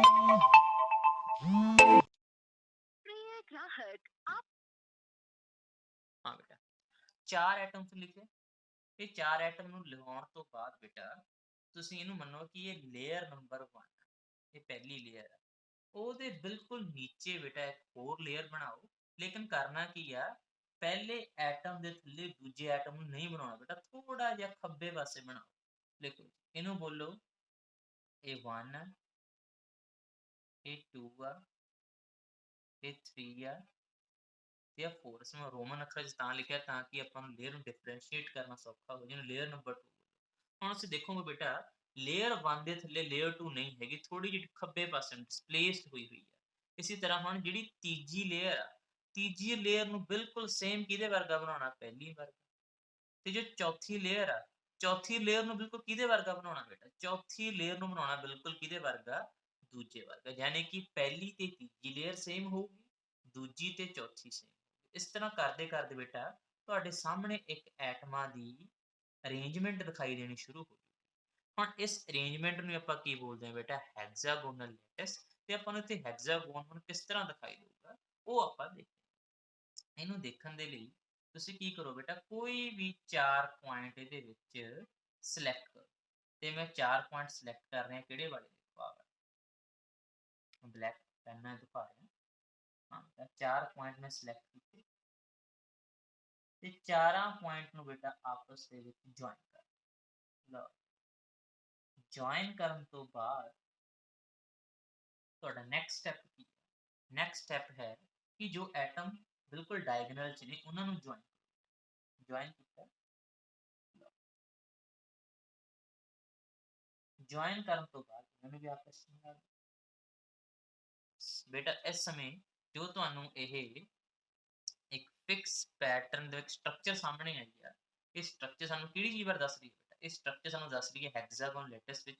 ਇਹਦੇ ਵਿਚਕਾਰ ਇੱਕ ਪੁਆਇੰਟ ਤੇ ਦੂਜੇ ਪੁਆਇੰਟ ਵਿਚਕਾਰ ਜੋ ਐਂਗਲ ਬਣ ਰਿਹਾ ਬੇਟਾ, ਇੱਥੇ ਜੋ ਐਂਗਲ ਹੈ ਉਹ ਹੈਗਾ ਵਾ 60 ਡਿਗਰੀ। ਤੇ ਸੇਮ ਇਸੇ ਤਰ੍ਹਾਂ ਬੇਟਾ ਆਪਾਂ ਇੱਕ ਦੂਸਰੀ ਲੈਟਿਸ ਬਣਾਈਏ ਜਿਹਦਾ ਨਾਮ ਕੀ ਆ, ਰੈਕਟੈਂਗੂਲਰ ਲੈਟਿਸ। ਇਹ ਬਣਾਉਣੀ ਸਭ ਤੋਂ ਸੌਖੀ ਆ। ਕਿਵੇਂ ਬਣਦੀ ਹੈ ਦੇਖੋ ਬੇਟਾ, ਸਭ ਤੋਂ ਪਹਿਲਾਂ ਤੁਸੀਂ ਕਰਨਾ ਕੀ ਆ, 4 ਐਟਮ ਲਓ ਤੇ 4 ਐਟਮ ਨੂੰ ਇੱਕ ਫਲੋਰ ਦੇ ਉੱਪਰ ਬਣਾ ਦਿਓ, ਜਾਂ ਇੱਕ ਫਰਸ਼ ਦੇ ਉੱਪਰ ਬਣਾ ਦਿਓ, ਪੇਪਰ ਦੇ ਉੱਪਰ ਬਣਾ ਦਿਓ। ਉਹਦੇ ਬਿਲਕੁਲ ਨੀਚੇ ਇਹਨੂੰ ਬੋਲਾਂਗੇ ਲੇਅਰ ਨੰਬਰ 1। ਇਸ ਤਰ੍ਹਾਂ ਬੇਟਾ ਬਿਲਕੁਲ ਨੀਚੇ ਦੂਸਰੇ ਐਟਮ ਵੀ ਲਾਉਣੇ ਆ, ਇਸ ਨੂੰ ਬੇਟਾ ਬੋਲਾਂਗੇ ਲੇਅਰ ਨੰਬਰ 2। ਜਿੰਨੀ ਦੂਰੀ ਬੇਟਾ ਉੱਪਰਲੇ ਐਟਮ ਦੇ ਥੱਲੇ ਵਾਲੇ ਐਟਮ ਸੀ ਉਨੀ ਦੂਰੀ ਇੱਥੇ ਵੀ ਰੱਖਣੀ ਹੈ, ਬਿਲਕੁਲ ਸੇਮ ਦੂਰੀ ਰੱਖਣ ਦੇ ਨਾਲ ਕੀ ਬਣੂਗੀ, ਲੇਅਰ ਨੰਬਰ 3। ਬਿਲਕੁਲ ਸੇਮ ਦੂਰੀ ਨੂੰ ਬਰਕਰਾਰ ਰੱਖਦੇ ਲੇਅਰ ਨੰਬਰ 4 ਤੇ ਲੇਅਰ ਨੰਬਰ 5 ਬਣਾਉਣੀ। ਤੁਸੀਂ ਦੇਖੋਗੇ ਬੇਟਾ ਕਿ ਐਟਮਾਂ ਦੇ ਵਿਚਕਾਰ ਜੋ ਦੂਰੀ ਹੈ ਉਹ ਬਿਲਕੁਲ ਵੀ ਚੇਂਜ ਨਹੀਂ ਹੋ ਰਹੀ। ਤੇ ਅਗਰ ਇੱਥੇ ਆਪਾਂ ਕਿਸੇ ਵੀ 4 ਪੁਆਇੰਟਾਂ ਨੂੰ ਬੇਟਾ ਆਪਸ ਵਿੱਚ ਜੁਆਇਨ ਕਰ ਦਈਏ, ਤੁਸੀਂ ਦੇਖੋਗੇ ਕਿ ਇੱਥੇ ਜੋ ਸ਼ੇਪ ਸਾਨੂੰ ਉੱਭਰ ਕੇ ਸਾਹਮਣੇ ਆ ਰਹੀ ਹੈ ਬੇਟਾ, ਕਿਹਦੇ ਵਰਗੀ ਆ, ਉਹ ਹੈਗੀ ਆ ਇੱਕ ਰੈਕਟੈਂਗਲ ਵਰਗੀ। ਇਸ ਕਰਕੇ ਬੇਟਾ ਇਸ ਨੂੰ ਕੀ ਕਿਹਾ ਜਾਂਦਾ, ਇਸ ਨੂੰ ਕਹਿੰਦੇ ਨੇ ਰੈਕਟੈਂਗੂਲਰ ਲੈਟਿਸ। ਹਾਂ ਬੇਟਾ ਰੈਕਟੈਂਗੂਲਰ ਲੈਟਿਸ ਦੇ ਵਿੱਚ ਜੋ ਲੈਂਥ ਹੁੰਦੀ ਆ ਤੇ ਬ੍ਰੈਡਥ ਹੁੰਦੀ ਹੈ ਬੇਟਾ, ਉਹ ਇੱਕ ਦੂਜੇ ਦੇ ਇਕੁਅਲ ਨਹੀਂ ਹੁੰਦੀ। ਜੋ ਦੂਰੀ ਬੇਟਾ ਇੱਥੇ ਲੈਂਥ ਵਿੱਚ ਆ ਤੇ ਜੋ ਦੂਰੀ ਇੱਥੇ ਬ੍ਰੈਡਥ ਵਿੱਚ ਆ ਉਹ ਬੇਟਾ ਇਕੁਅਲ ਨਹੀਂ ਹੈਗੀ। ਇਸ ਕਰਕੇ ਜੋ ਸਾਨੂੰ ਸਪੇਸ ਲੈਟਿਸ ਦਿਖਾਈ ਦੇ ਰਹੀ ਆ ਉਸ ਨੂੰ ਬੇਟਾ ਆਪਾਂ ਕੀ ਬੋਲਦੇ ਹਾਂ, ਰੈਕਟੈਂਗੂਲਰ ਲੈਟਿਸ। ਹੁਣ ਇਸੇ ਤਰ੍ਹਾਂ ਬੇਟਾ ਆਪਾਂ ਹੁਣ ਤੀਸਰੀ ਲੈਟਿਸ ਵੱਲ ਵਧਦੇ ਹਾਂ ਜਿਸ ਨੂੰ ਬੇਟਾ ਕਹਿੰਦੇ ਨੇ ਸਕੁਆਇਰ ਲੈਟਿਸ। ਹਾਂ ਬੇਟਾ ਅਸੀਂ ਗੱਲ ਕਰ ਰਹੇ ਸੀ ਸਕੁਆਇਰ ਲੈਟਿਸ। ਤੇ ਸਕੁਆਇਰ ਲੈਟਿਸ ਵਿੱਚ ਤੁਸੀਂ ਦੇਖੋਗੇ ਕਿ ਜੋ ਲੈਂਥ ਹੁੰਦੀ ਹੈ ਤੇ ਬ੍ਰੈਡਥ ਹੁੰਦੀ ਹੈ, ਮਤਲਬ ਇਹ ਦੂਰੀ ਹੁੰਦੀ ਹੈ ਇੱਕ ਐਟਮ ਤੋਂ ਦੂਸਰੇ ਐਟਮ ਦੀ, ਤੇ ਬਿਲਕੁਲ ਦੂਰੀ ਜੋ ਹੁੰਦੀ ਆ ਪਹਿਲੇ ਐਟਮ ਤੋਂ ਨੀਚੇ ਵਾਲੇ ਐਟਮ, ਜਿਹਨੂੰ ਆਪਾਂ ਰੋਮਨ ਦੇ ਵਿੱਚ 1 2 ਬੋਲਾਂਗੇ, ਉਹ ਬਿਲਕੁਲ ਬੇਟਾ ਸੇਮ ਹੁੰਦੀ ਹੈ। ਇੱਧਰ ਨੂੰ ਵੀ ਉਨੀ ਹੁੰਦੀ ਹੈ ਤੇ ਨੀਚੇ ਨੂੰ ਵੀ। ਜਦੋਂ ਆਪਾਂ ਸਾਰੇ 4 ਪੁਆਇੰਟਾਂ ਨੂੰ ਆਪਸ ਵਿੱਚ ਮਿਲਾਵਾਂਗੇ ਤੁਸੀਂ ਦੇਖੋਗੇ ਬੇਟਾ ਇੱਥੇ ਜੋ ਸਟਰਕਚਰ ਦਿਖਾਈ ਦੇ ਰਹੀ ਆ ਉਹ ਸਕੁਆਇਰ ਬਣ ਚੁੱਕੀ ਹੈ। ਤੇ ਹਾਂ ਬੇਟਾ ਜੋ ਇਹ ਲੈਟਿਸ ਤੁਹਾਨੂੰ ਇਸ ਸਮੇਂ ਦਿਖਾਈ ਦੇ ਰਹੀ ਆ, ਜਿੱਥੇ ਬੇਟਾ ਬਿਲਕੁਲ ਲੈਂਥ ਤੇ ਬ੍ਰੈਡਥ ਬਿਲਕੁਲ ਸੇਮ ਹੁੰਦੀ ਹੈ, ਮਤਲਬ ਐਟਮਾਂ ਵਿਚਕਾਰ ਜੋ ਡਿਸਟੈਂਸ ਆ ਉਹ ਚਾਰੇ ਪਾਸੇ ਬਿਲਕੁਲ ਸੇਮ ਹੋਵੇ। ਰੈਕਟੈਂਗਲ ਜੋ ਨਹੀਂ ਸੀ ਲੈਂਥ ਵੱਡੀ ਸੀ ਤੇ ਬ੍ਰੈਡਥ ਛੋਟੀ ਸੀ, ਇੱਥੇ ਬੇਟਾ ਲੈਂਥ ਤੇ ਬ੍ਰੈਡਥ ਬਿਲਕੁਲ ਕੀ ਹੈ ਬੇਟਾ ਇੱਕ ਦੂਜੇ ਦੇ ਇਕੁਅਲ ਆ। ਇਕੁਅਲ ਹੋਣ ਦੇ ਕਰਕੇ ਸਾਈਡ ਤੇ ਲਿਖ ਦੇਣਾ, ਇਕੁਅਲ ਹੋਣ ਦੇ ਕਰਕੇ ਬੇਟਾ ਜੋ ਇੱਥੇ ਸਾਨੂੰ ਸਟਰਕਚਰ ਜੋ ਲੈਟਿਸ ਦਿਖਾਈ ਦੇ ਰਹੀ ਹੈ ਉਹ ਇੱਕ ਸਕੁਆਇਰ ਲੈਟਿਸ ਹੈ। ਸਕੁਆਇਰ ਲੈਟਿਸ ਕਦੋਂ ਬਣਦੀ ਆ, ਤੇ ਸਾਰੇ ਵੀ ਐਟਮਾਂ ਦੇ ਵਿਚਕਾਰ ਦੂਰੀ ਬਿਲਕੁਲ ਕੀ ਹੋਵੇ ਬੇਟਾ, ਸੇਮ ਹੋਵੇ। ਤੇ ਇੱਥੇ ਵੀ ਐਂਗਲ ਕਿੰਨੇ ਡਿਗਰੀ ਬਣਦਾ ਬੇਟਾ, 90। ਤੇ ਆਪਣੇ ਰੈਕਟੈਂਗਲ ਵਿੱਚ ਐਂਗਲ ਵੀ ਕਿੰਨਾ ਬਣਦਾ ਬੇਟਾ, 90। ਹੁਣ ਬੇਟਾ ਆਪਾਂ ਨੈਕਸਟ ਅਗਲੀ ਟਾਈਪ ਦੇਖਦੇ ਹਾਂ ਸਪੇਸ ਲੈਟਿਸ ਦੀ 2 ਡਾਇਮੈਂਸ਼ਨਲ ਦੇ ਵਿੱਚ। ਉਹ ਹੈਗੀ ਹੈ ਬੇਟਾ ਰੋਮਬਿਕ, ਜਾਂ ਫਿਰ ਇਸਦਾ ਹੋਰ ਨੇਮ, ਦੂਸਰਾ ਨਾਮ ਹੈ ਰੈਕਟੈਂਗੂਲਰ ਵਿਦ ਇੰਟੀਰੀਅਰ ਪੁਆਇੰਟ। ਰੋਮਬਿਕ ਵਿੱਚ ਤੁਸੀਂ ਕੀ ਕਰੋਗੇ, ਤੁਸੀਂ ਚਾਰ ਪਹਿਲਾਂ ਬਣਾਉਣਾ ਕਿਵੇਂ ਬੇਟਾ, ਤੁਸੀਂ ਕੀ ਕਰੋ, ਪਹਿਲਾਂ ਪੁਆਇੰਟਸ ਨੂੰ ਇੱਕ ਫਿਕਸ ਡਿਸਟੈਂਸ ਤੇ ਰੱਖ ਕੇ ਡਰਾ ਕਰੋ ਕਿਸੇ ਵੀ ਪਲੇਨ। 1 2 3 4 5 ਮੈਂ ਚਾਰ ਪੁਆਇੰਟਸ ਨੂੰ ਕਾਪੀ ਦੇ ਉੱਪਰ ਬਣਾਇਆ। ਲੇਕਿਨ ਬੇਟਾ ਅਗਲੀ ਜਦੋਂ ਤੈਨੂੰ ਬੋਲਾਂਗੇ ਲੇਅਰ ਨੰਬਰ 1 ਤੇ ਅਗਲੀ ਲੇਅਰ ਬਣਾਵਾਂਗੇ, ਉਹ ਅਗਲੀ ਲੇਅਰ ਦੇ ਐਟਮ ਉੱਪਰਲੀ ਲੇਅਰ ਦੇ ਐਟਮ ਨਾਲੋਂ ਥੋੜਾ ਜਿਹਾ ਹਟ ਕੇ ਬਣਾਓ ਬੇਟਾ, ਉਹਨੂੰ ਸਾਹਮਣੇ ਥੋੜਾ ਜਿਹਾ ਲੈਫਟ ਪਾਸੇ ਨੂੰ ਬਣਾਓ, ਥੋੜਾ ਡਿਸਪਲੇਸ ਕਰਕੇ ਬਣਾਓ। ਇਹਨੂੰ ਬੋਲਾਂਗੇ 1 2 3 4 5। ਤੁਸੀਂ ਦੇਖੋਗੇ ਕਿ 5 ਦੇ 5 ਐਟਮ ਉੱਪਰਲੇ ਐਟਮਾਂ ਦੇ ਨਾਲੋਂ ਬਿਲਕੁਲ ਥੋੜਾ ਜਿਹਾ ਖੱਬੇ ਖੱਬੇ ਪਾਸੇ ਨੂੰ। ਉਹ ਤੋਂ ਬਾਅਦ ਜਿਹੜੀ ਅਗਲੀ ਲੇਅਰ ਹੋਊਗੀ, ਅਗਲੀ ਲੇਅਰ ਦੇ ਐਟਮ ਵੀ ਥੋੜੇ ਜਿਹੇ ਡਿਸਪਲੇਸਡ ਹੋਣਗੇ ਉੱਪਰਲੀ ਲੇਅਰ ਦੇ ਨਾਲ। ਦੇਖੋ ਥੋੜੇ ਜਿਹੇ ਖੱਬੇ ਖੱਬੇ ਪਾਸੇ ਨੂੰ, ਇਸ ਨੂੰ 1 dash 2 dash 3 dash 4 dash 5 dash ਕਹਿ ਲਓ। ਇਸ ਨੂੰ ਬੇਟਾ ਆਪਾਂ ਬੋਲਾਂਗੇ ਲੇਅਰ ਨੰਬਰ 3। ਤੇ ਇਸ ਤਰ੍ਹਾਂ ਅਰੇਂਜ ਕਰਦੇ ਕਰਦੇ ਜਿਹੜੇ ਐਟਮ ਤੁਹਾਨੂੰ ਬੇਟਾ ਸਾਨੂੰ ਦਿਖਾਈ ਦੇਣਗੇ, ਇਹ ਐਟਮ ਕਿਹੜੀ ਸ਼ੇਪ ਬਣਾ ਲੈਣਗੇ, ਕਿਹੜੀ ਸਪੇਸ ਲੈਟਿਸ ਬਣਾ ਲੈਣਗੇ, ਇਸ ਨੂੰ ਬੇਟਾ ਆਪਾਂ ਬੋਲਦੇ ਹਾਂ ਰੋਮਬਿਕ। ਤੇ ਰੋਮਬਿਕ ਕਿਵੇਂ ਬਣਦੀ ਹੈ ਬੇਟਾ, ਉਸ ਨੂੰ ਤੁਸੀਂ ਨੋਟ ਕਰੋ। ਕਰਨਾ ਕੀ ਆ, ਕੋਈ ਇੱਕ ਫਿਕਸ ਪੁਆਇੰਟ, ਜਿਵੇਂ ਕਿ ਮੈਂ ਆਹ ਫਿਕਸ ਪੁਆਇੰਟ ਲੈ ਲਿਆ, ਇਹ ਫਿਕਸ ਪੁਆਇੰਟ ਦੇ ਆਲੇ ਦੁਆਲੇ ਇੱਕ ਰੈਕਟੈਂਗਲ ਬਣਾਉਣੀ ਆ। ਤੇ ਉਹ ਰੈਕਟੈਂਗਲ ਕਿਵੇਂ ਦਿਖੂਗੀ, ਲਓ ਇਹ ਰੈਕਟੈਂਗਲ ਇਸ ਤਰ੍ਹਾਂ ਦਿਖਾਈ ਦਿੰਦੀ ਹੈ। ਇਸੀ ਕਰਕੇ ਬੇਟਾ ਇਹਨੂੰ ਕੀ ਕਹਿੰਦੇ ਨੇ, ਰੈਕਟੈਂਗੂਲਰ ਵਿਦ ਇੰਟੀਰੀਅਰ ਪੁਆਇੰਟ। ਤੇ ਉਹ ਆ ਵਾ ਬੇਟਾ ਜਿਸ ਨੂੰ ਆਪਾਂ ਕੀ ਕਿਹਾ ਵਾ, ਇੰਟੀਰੀਅਰ ਪੁਆਇੰਟ। ਤੇ ਆ ਵਾ ਤੁਹਾਡੀ ਰੈਕਟੈਂਗਲ। ਤੇ ਜਿਹੜੀ ਇਹ ਸ਼ੇਪ ਤੁਹਾਡੇ ਸਾਹਮਣੇ ਦਿਖਾਈ ਦੇ ਰਹੀ ਹੈ ਬੇਟਾ, ਇਸ ਨੂੰ ਆਪਾਂ ਬੋਲਦੇ ਹਾਂ ਰੋਮਬਿਕ ਜਾਂ rectangular with interior point. I think ਤੁਹਾਨੂੰ ਇਹ ਹੁਣ ਸਮਝ ਲੱਗ ਗਈ ਹੋਊਗੀ ਬੇਟਾ। ਹੁਣ ਆਪਾਂ ਲਾਸਟ ਬਣਾਵਾਂਗੇ ਆਪਣੀ lattice, it's called parallelogram lattice. ਹਾਂ ਬੇਟਾ, ਪੈਰਲੋਗ੍ਰਾਮ ਲੈਟਿਸ ਨੂੰ ਬਣਾਉਣ ਦੇ ਲਈ ਵੀ ਜੋ ਆਪਾਂ ਨੂੰ ਐਟਮਸ ਨੂੰ ਅਰੇਂਜ ਕਰਨਾ ਬਿਲਕੁਲ ਸੇਮ ਉਸੇ ਤਰ੍ਹਾਂ ਕਰਨਾ ਜਿਸ ਤਰ੍ਹਾਂ ਬੇਟਾ ਪਿੱਛੇ ਆਪਾਂ ਰੋਮਬਿਕ ਚ ਕੀਤਾ ਸੀ। ਹਾਂ ਬੇਟਾ, ਆ ਪਹਿਲੀ ਲੇਅਰ, ਆ ਦੂਸਰੀ ਲੇਅਰ, ਆ ਤੀਸਰੀ, ਚੌਥੀ, ਬਸ ਐਟਮ ਥੋੜਾ ਖੱਬੇ ਪਾਸੇ ਡਿਸਪਲੇਸ ਕਰੀ ਜਾਣਾ, ਤੁਹਾਨੂੰ ਇੱਕ ਲੈਟਿਸ ਦਿਖਾਈ ਦੇਣੀ ਸ਼ੁਰੂ ਹੋ ਜਾਊਗੀ। ਹੁਣ ਇਹਦੇ ਵਿੱਚ ਬੇਟਾ ਆਪਾਂ ਦੇਖਾਂਗੇ ਪੈਰਲੋਗ੍ਰਾਮ। ਹੁਣ ਜਦੋਂ ਆਪਾਂ ਐਟਮਸ ਨੂੰ ਬੇਟਾ ਜੁਆਇਨ ਕਰਾਂਗੇ, ਤੁਸੀਂ ਦੇਖੋਗੇ ਇੱਥੇ ਆਪਾਂ ਨੂੰ ਪੈਰਲੋਗ੍ਰਾਮ ਦਿਖਾਈ ਦੇਣੀ ਸ਼ੁਰੂ ਹੋ ਜਾਊਗੀ, ਜੋ ਲਾਈਕ ਦਿਸ। ਕਿਸੇ ਵੀ ਬੇਟਾ ਚਾਰ ਪੁਆਇੰਟਾਂ ਤੁਸੀਂ ਜੁਆਇਨ ਕਰੋ, ਤੁਸੀਂ ਦੇਖੋਗੇ ਬੇਟਾ ਕਿ ਇੱਥੇ ਜੋ ਸਾਨੂੰ ਸਟਰਕਚਰ ਦਿਖਾਈ ਦੇ ਰਹੀ ਆ, ਉਹ ਇੱਕ ਪੈਰਲੋਗ੍ਰਾਮ ਆ, ਤੇ ਇਸ ਨੂੰ ਬੋਲਦੇ ਆ ਪੈਰਲੋਗ੍ਰਾਮ ਲੈਟਿਸ। ਤੇ ਇੱਥੇ ਬੇਟਾ ਆਪਾਂ ਨੂੰ ਕਿਹੜੀ ਚੀਜ਼ ਦੇਖਣ ਨੂੰ ਮਿਲਦੀ ਹੈ, ਨੰਬਰ 1 ਇਹਦੇ ਵਿੱਚ ਜੋ ਡਾਇਗਨਲ ਦੀ ਲੈਂਥ ਹੁੰਦੀ ਹੈ ਬੇਟਾ, ਡਾਇਗਨਲ ਦੀ ਲੈਂਥ ਸੇਮ ਨਹੀਂ ਹੁੰਦੀ, ਜੋ ਕਿ ਬਿਲਕੁਲ ਸੇਮ ਰੋਮਬਿਕ ਚ ਵੀ ਇਸ ਤਰ੍ਹਾਂ ਹੁੰਦਾ। ਤੇ ਦੋਨਾਂ ਦੇ ਵਿੱਚ ਬੇਟਾ ਜੋ ਐਂਗਲ ਆ, ਇੱਥੇ ਜੋ ਐਂਗਲ ਬਣਦਾ ਉਹ 90 ਡਿਗਰੀ ਦਾ ਨਹੀਂ ਹੁੰਦਾ। ਬਟ ਇੱਕ ਗੱਲ ਨੋਟ ਕਰਨ ਵਾਲੀ ਆ, ਜੋ ਬੇਟਾ ਪੈਰਲਲ ਸਾਈਡਸ ਹੁੰਦੀਆਂ ਨੇ, ਉਹ ਸਾਈਡਸ ਕੀ ਹੁੰਦੀਆਂ ਬੇਟਾ, ਉਹ ਸਾਈਡਸ ਹੁੰਦੀਆਂ ਨੇ ਬਿਲਕੁਲ ਇੱਕੋ ਲੈਂਥ ਦੀਆਂ, ਜੋ ਬੇਟਾ ਆਪਾਂ ਨੂੰ ਪੈਰਲੋਗ੍ਰਾਮ ਚ ਦੇਖਣ ਨੂੰ ਮਿਲਦੀਆਂ ਤੇ ਨਾਲ ਦੀ ਨਾਲ ਆਪਾਂ ਨੂੰ ਰੋਮਬਿਕ ਦੇ ਵਿੱਚ ਦੇਖਣ ਨੂੰ ਵੀ ਮਿਲਦੀਆਂ। ਠੀਕ ਹੈ ਜੀ। ਤੇ ਇਸ ਤਰ੍ਹਾਂ ਬੇਟਾ 1 ਬਾਏ 1 ਆਪਾਂ ਜਿੰਨੀਆਂ ਵੀ ਬੇਟਾ ਟਾਈਪ ਸੀਗੀਆਂ ਲੈਟਿਸ ਦੀਆਂ 2 ਡਾਇਮੈਂਸ਼ਨਲ ਦੇ ਵਿੱਚ, ਉਹ ਬੇਟਾ ਆਪਾਂ ਹੁਣ ਸਾਰੀਆਂ ਡਿਸਕਸ ਕਰ ਲਈਆਂ। ਹੁਣ ਆਪਾਂ ਸਭ ਤੋਂ ਇੰਪੋਰਟੈਂਟ ਟੌਪਿਕ ਜੋ ਇਸੀ ਚੈਪਟਰ ਦੇ ਨਾਲ ਜਾਂ ਇਸੀ ਟੌਪਿਕ ਦੇ ਸਬ ਟੌਪਿਕ ਬੋਲਾਂਗੇ, ਜੁੜਿਆ ਹੋਇਆ, ਬੜਾ ਹੀ ਇੰਪੋਰਟੈਂਟ ਆ, ਬਾਰ-ਬਾਰ ਬੇਟਾ ਐਗਜ਼ਾਮ 'ਚ ਪੁੱਛਿਆ ਜਾਂਦਾ ਵਾ, ਕਿ ਮੰਨ ਲਓ ਤੁਸੀਂ ਕੋਈ ਵੀ ਕ੍ਰਿਸਟਲ ਲੈਟਿਸ ਬਣਾਉਣੀ ਹੈ, ਚਾਹੇ ਉਹ 2 ਡਾਇਮੈਂਸ਼ਨਲ ਦੀ ਐਗਜ਼ਾਮਪਲ 2 ਡਾਇਮੈਂਸ਼ਨਲ ਆ, ਉਹਦੇ ਵਿੱਚ ਇੱਕ ਇਹੋ ਜਿਹੀ ਕਿਹੜੀ ਚੀਜ਼ ਚੱਕੀਏ ਜਿਹੜੀ ਚੀਜ਼ ਕਰਕੇ ਹੀ ਇਹ ਪੂਰੀ ਲੈਟਿਸ ਦਾ ਨਿਰਮਾਣ ਹੋਇਆ। ਸਪੋਜ਼ ਕਰੋ ਬੇਟਾ ਇੱਕ ਕੰਧ, ਸਪੋਜ਼ ਕਰੋ ਆਪਣੇ ਕੋਲ ਇੱਕ ਕੰਧ ਹੈ, ਜੋ ਮੈਂ ਸਾਈਡ ਤੇ ਬਣਾ ਕੇ ਦਿਖਾ ਰਿਹਾ। ਇਹ ਕੰਧ ਦੀ ਬਿਲਡਿੰਗ ਬਲਾਕ ਕੀ ਹੈ? ਹਾਂ ਬੇਟਾ, ਬਿਲਡਿੰਗ ਬਲਾਕ ਹੈਗੀਆਂ ਇਹਦੀਆਂ ਇੱਟਾਂ। ਇੱਟਾਂ ਕਰਕੇ ਹੀ ਇਹ ਕੰਧ ਦਾ ਕੀ ਹੋਇਆ ਬੇਟਾ, ਨਿਰਮਾਣ ਹੋਇਆ ਹੈ। ਜਾਨੀ ਕਿ ਅਗਰ ਮੈਂ ਇੱਕ ਇੱਟ ਲੈ ਲਵਾਂ, ਸਪੋਜ਼ ਕਰੋ ਬੇਟਾ ਇਹ ਇੱਕ ਇੱਟ ਆ ਜੋ ਮੈਂ ਉਰੇ ਰੱਖੀ, ਇਹੀ ਇੱਟ ਦੇ ਨਾਲ ਚੱਕ ਕੇ ਮੈਂ ਦੂਸਰੀ ਇੱਟ ਰੱਖਤੀ, ਇਹਦੇ ਨਾਲ ਹੀ ਚੱਕ ਕੇ ਮੈਂ ਤੀਸਰੀ ਇੱਟ ਰੱਖਤੀ, ਇਹੀ ਇੱਟ ਨੂੰ ਚੱਕ ਕੇ ਮੈਂ ਉੱਪਰ ਰੱਖਤਾ, ਇਹੀ ਇੱਟ ਨੂੰ ਚੱਕ ਕੇ ਮੈਂ ਸਾਈਡ ਤੇ ਰੱਖਤਾ, ਇੱਟਾਂ ਮੈਂ ਰੱਖੀ ਜਾ ਰਿਹਾ ਬੇਟਾ, ਉੱਪਰ ਫੇਰ ਰੱਖਤੀ, ਫੇਰ ਉੱਪਰ ਰੱਖਤੀ, ਕਰਦੇ ਕਰਦੇ ਤੁਹਾਨੂੰ ਕੀ ਮਿਲ ਗਿਆ ਬੇਟਾ, ਤੁਹਾਨੂੰ ਮਿਲ ਚੁੱਕੀ ਆ ਇੱਕ ਪੂਰੀ ਦੀ ਪੂਰੀ ਕੰਧ। ਤੇ ਪੂਰੀ ਕੰਧ ਬੇਟਾ ਕਿਹਦੀ ਮਿਲ ਕੇ ਬਣੀ ਹੈ? ਇੱਟ ਤੋਂ। ਜੋ ਬੇਟਾ ਇਹ ਇੱਟ ਦੀ ਸ਼ੇਪ ਹੋਊਗੀ, ਉਹੀ ਸ਼ੇਪ ਇਸ ਪੂਰੀ ਦੀ ਪੂਰੀ ਕੰਧ ਦੇ ਵਿੱਚ ਤੁਹਾਨੂੰ ਦਿਖਾਈ ਦੇਣੀ ਸ਼ੁਰੂ ਹੋਈ। ਬੇਟਾ ਇਹੀ ਸੇਮ ਚੀਜ਼ ਆਪਾਂ ਨੂੰ ਕ੍ਰਿਸਟਲ ਲੈਟਸ ਦੇ ਵਿੱਚ ਵੀ ਦਿਖਾਈ ਦਿੰਦੀ ਹੈ। ਕ੍ਰਿਸਟਲ ਲੈਟਸ ਦੇ ਵਿੱਚ ਵੀ ਇੱਕ ਇਹੋ ਜਿਹੀ ਚੀਜ਼ ਛੁਪੀ ਹੋਈ ਆ, ਜਿਹਨੂੰ ਅਗਰ ਬੇਟਾ ਆਪਾਂ ਬਾਰ-ਬਾਰ ਯੂਜ਼ ਕਰੀਏ ਇਸ ਤਰ੍ਹਾਂ, ਤਾਂ ਤੁਹਾਨੂੰ ਕੰਧ ਦਿਖਾਈ ਦਿੱਤੀ, ਸਿਰਫ ਦੇਣੀ ਸ਼ੁਰੂ ਹੋ ਚੁੱਕੀ ਸੀ। ਇਸੇ ਤਰ੍ਹਾਂ ਬੇਟਾ ਉਹ ਚੀਜ਼ ਨੂੰ ਅਗਰ ਆਪਾਂ ਯੂਜ਼ ਕਰੀਏ, ਤਾਂ ਆਪਾਂ ਨੂੰ ਬੇਟਾ ਦਿਖਾਈ ਦੇਣੀ ਸ਼ੁਰੂ ਹੋ ਜੂਗੀ ਪੂਰੀ ਦੀ ਪੂਰੀ ਕ੍ਰਿਸਟਲ ਲੈਟਸ। ਤੇ ਉਸ ਚੀਜ਼ ਨੂੰ ਆਪਾਂ ਕੀ ਕਹਿੰਦੇ ਆ ਬੇਟਾ? ਉਸ ਚੀਜ਼ ਨੂੰ ਆਪਾਂ ਕੀ ਬੋਲਦੇ ਆ? Unit cell. ਹਾਂ ਬੇਟਾ, ਕੀ ਕਿਹਾ ਜਾਂਦਾ ਵਾ? Unit cell. Unit cell is very important. ਇਹ ਕੀ ਚੀਜ਼ ਹੈ ਬੇਟਾ? ਹੁਣ ਆਪਾਂ ਡਿਟੇਲ ਚ ਸਟੱਡੀ ਕਰਦੇ ਹਾਂ। ਹੁਣ ਆਪਣਾ ਸਾਰਾ ਜੋ ਅਗਲਾ ਟੌਪਿਕ ਆ ਬੇਟਾ, ਉਹ ਯੂਨਿਟ ਸੈੱਲ ਨੂੰ ਲੈ ਕੇ ਹੀ ਆ। ਹੁਣ ਆਪਾਂ ਯੂਨਿਟ ਸੈੱਲ ਨੂੰ ਪ੍ਰੋਪਰ ਵੇ ਨਾਲ ਡੈਫੀਨੇਟ ਕਰਾਂਗੇ, ਇਹਨੂੰ ਸਮਝਾਵਾਂਗੇ ਕਿ ਕੀ। ਹਾਂ, ਯੂਨਿਟ ਸੈੱਲ। ਹਾਂ ਬੇਟਾ, ਯੂਨਿਟ ਸੈੱਲ ਕੀ ਹੈ? ਯੂਨਿਟ ਸੈੱਲ ਹੈ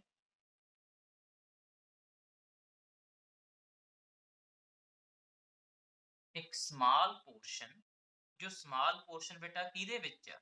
ਇਹ ਸਮਾਲ ਪੋਰਸ਼ਨ ਹੈ ਇੱਕ ਕ੍ਰਿਸਟਲ ਲੈਟਸ ਦੇ ਵਿੱਚ, ਤੇ ਉਹ ਸਮਾਲ ਪੋਰਸ਼ਨ ਆਪਣੇ ਆਪ ਨੂੰ ਬੇਟਾ ਬਾਰ-ਬਾਰ ਕੀ ਕਰ ਰਿਹਾ ਵਾ? ਰਿਪੀਟ ਕਰ ਰਿਹਾ। ਤੇ ਉਹ ਸਮਾਲ ਪੋਰਸ਼ਨ ਨੂੰ ਇੱਥੇ ਮੈਂ ਬਣਾ ਕੇ ਦਿਖਾਉਂਦਾ। ਲਓ, ਆ ਇੱਕ ਸਮਾਲ ਪੋਰਸ਼ਨ ਸਪੋਜ਼ ਕਰੋ,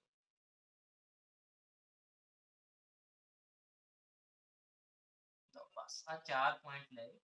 ਕਿ ਸਮਾਲ ਪੋਰਸ਼ਨ ਨੂੰ ਮੈਂ ਇੱਥੇ ਚੱਕ ਕੇ ਉਰੇ ਰੱਖਦਾ, ਆ ਚੀਜ਼ ਉਰੇ ਆ ਗਈ।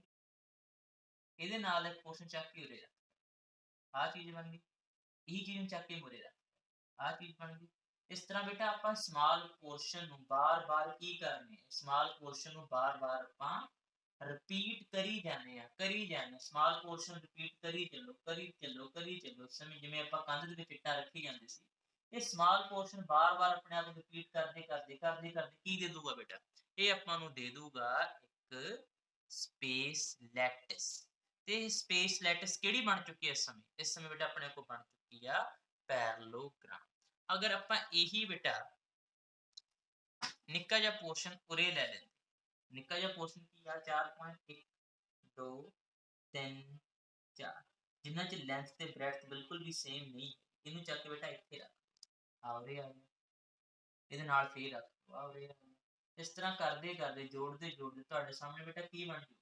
ਤੁਹਾਡੇ ਸਾਹਮਣੇ ਬਣ ਜੂਗੀ ਇੱਕ ਸਪੇਸ ਲੈਟਿਸ, ਜੋ ਕਿ ਇੱਕ ਨਿੱਕੇ ਜਿਹੇ ਪੋਰਸ਼ਨ ਨੂੰ ਬਾਰ-ਬਾਰ ਰਿਪੀਟ ਕਰੇ ਤੇ ਮਿਲਿਆ। ਜਿਹੜਾ ਨਿੱਕਾ ਜਿਹਾ ਪੋਰਸ਼ਨ ਆਪਣੇ ਆਪ ਨੂੰ ਬਾਰ-ਬਾਰ ਰਿਪੀਟ ਕਰ ਰਿਹਾ ਬੇਟਾ, ਇਹੀ ਨਿੱਕੇ ਜਿਹੇ ਪੋਰਸ਼ਨ ਨੂੰ ਆਪਾਂ ਕੀ ਕਹਿੰਦੇ ਆ? Unit cell. ਹਾਂ ਬੇਟਾ, ਯੂਨਿਟ ਸੈੱਲ ਹੀ ਉਹ ਇੱਟ ਆ ਜਿਹੜੀ ਕਿ ਪੂਰੀ ਕੰਧ ਬਣਾ ਸਕਦੀ ਹੈ। ਕੰਧ ਮਤਲਬ ਪੂਰੀ ਸਪੇਸ ਲੈਟਿਸ ਨੂੰ ਜਨਮ ਦੇ ਸਕਦੀ ਆ। ਯੈਸ, ਹੁਣ ਆਪਾਂ ਇਹਦੇ ਬਾਰੇ ਬੇਟਾ ਲਿਖਦੇ ਆ। the regular arrangement of point, ਅਸੀਂ ਨੋਟ ਕਰਨੀ ਬੇਟਾ ਇਹਦਾ। the regular arrangement of points in a two-dimensional lattice, in a two-dimensional lattice,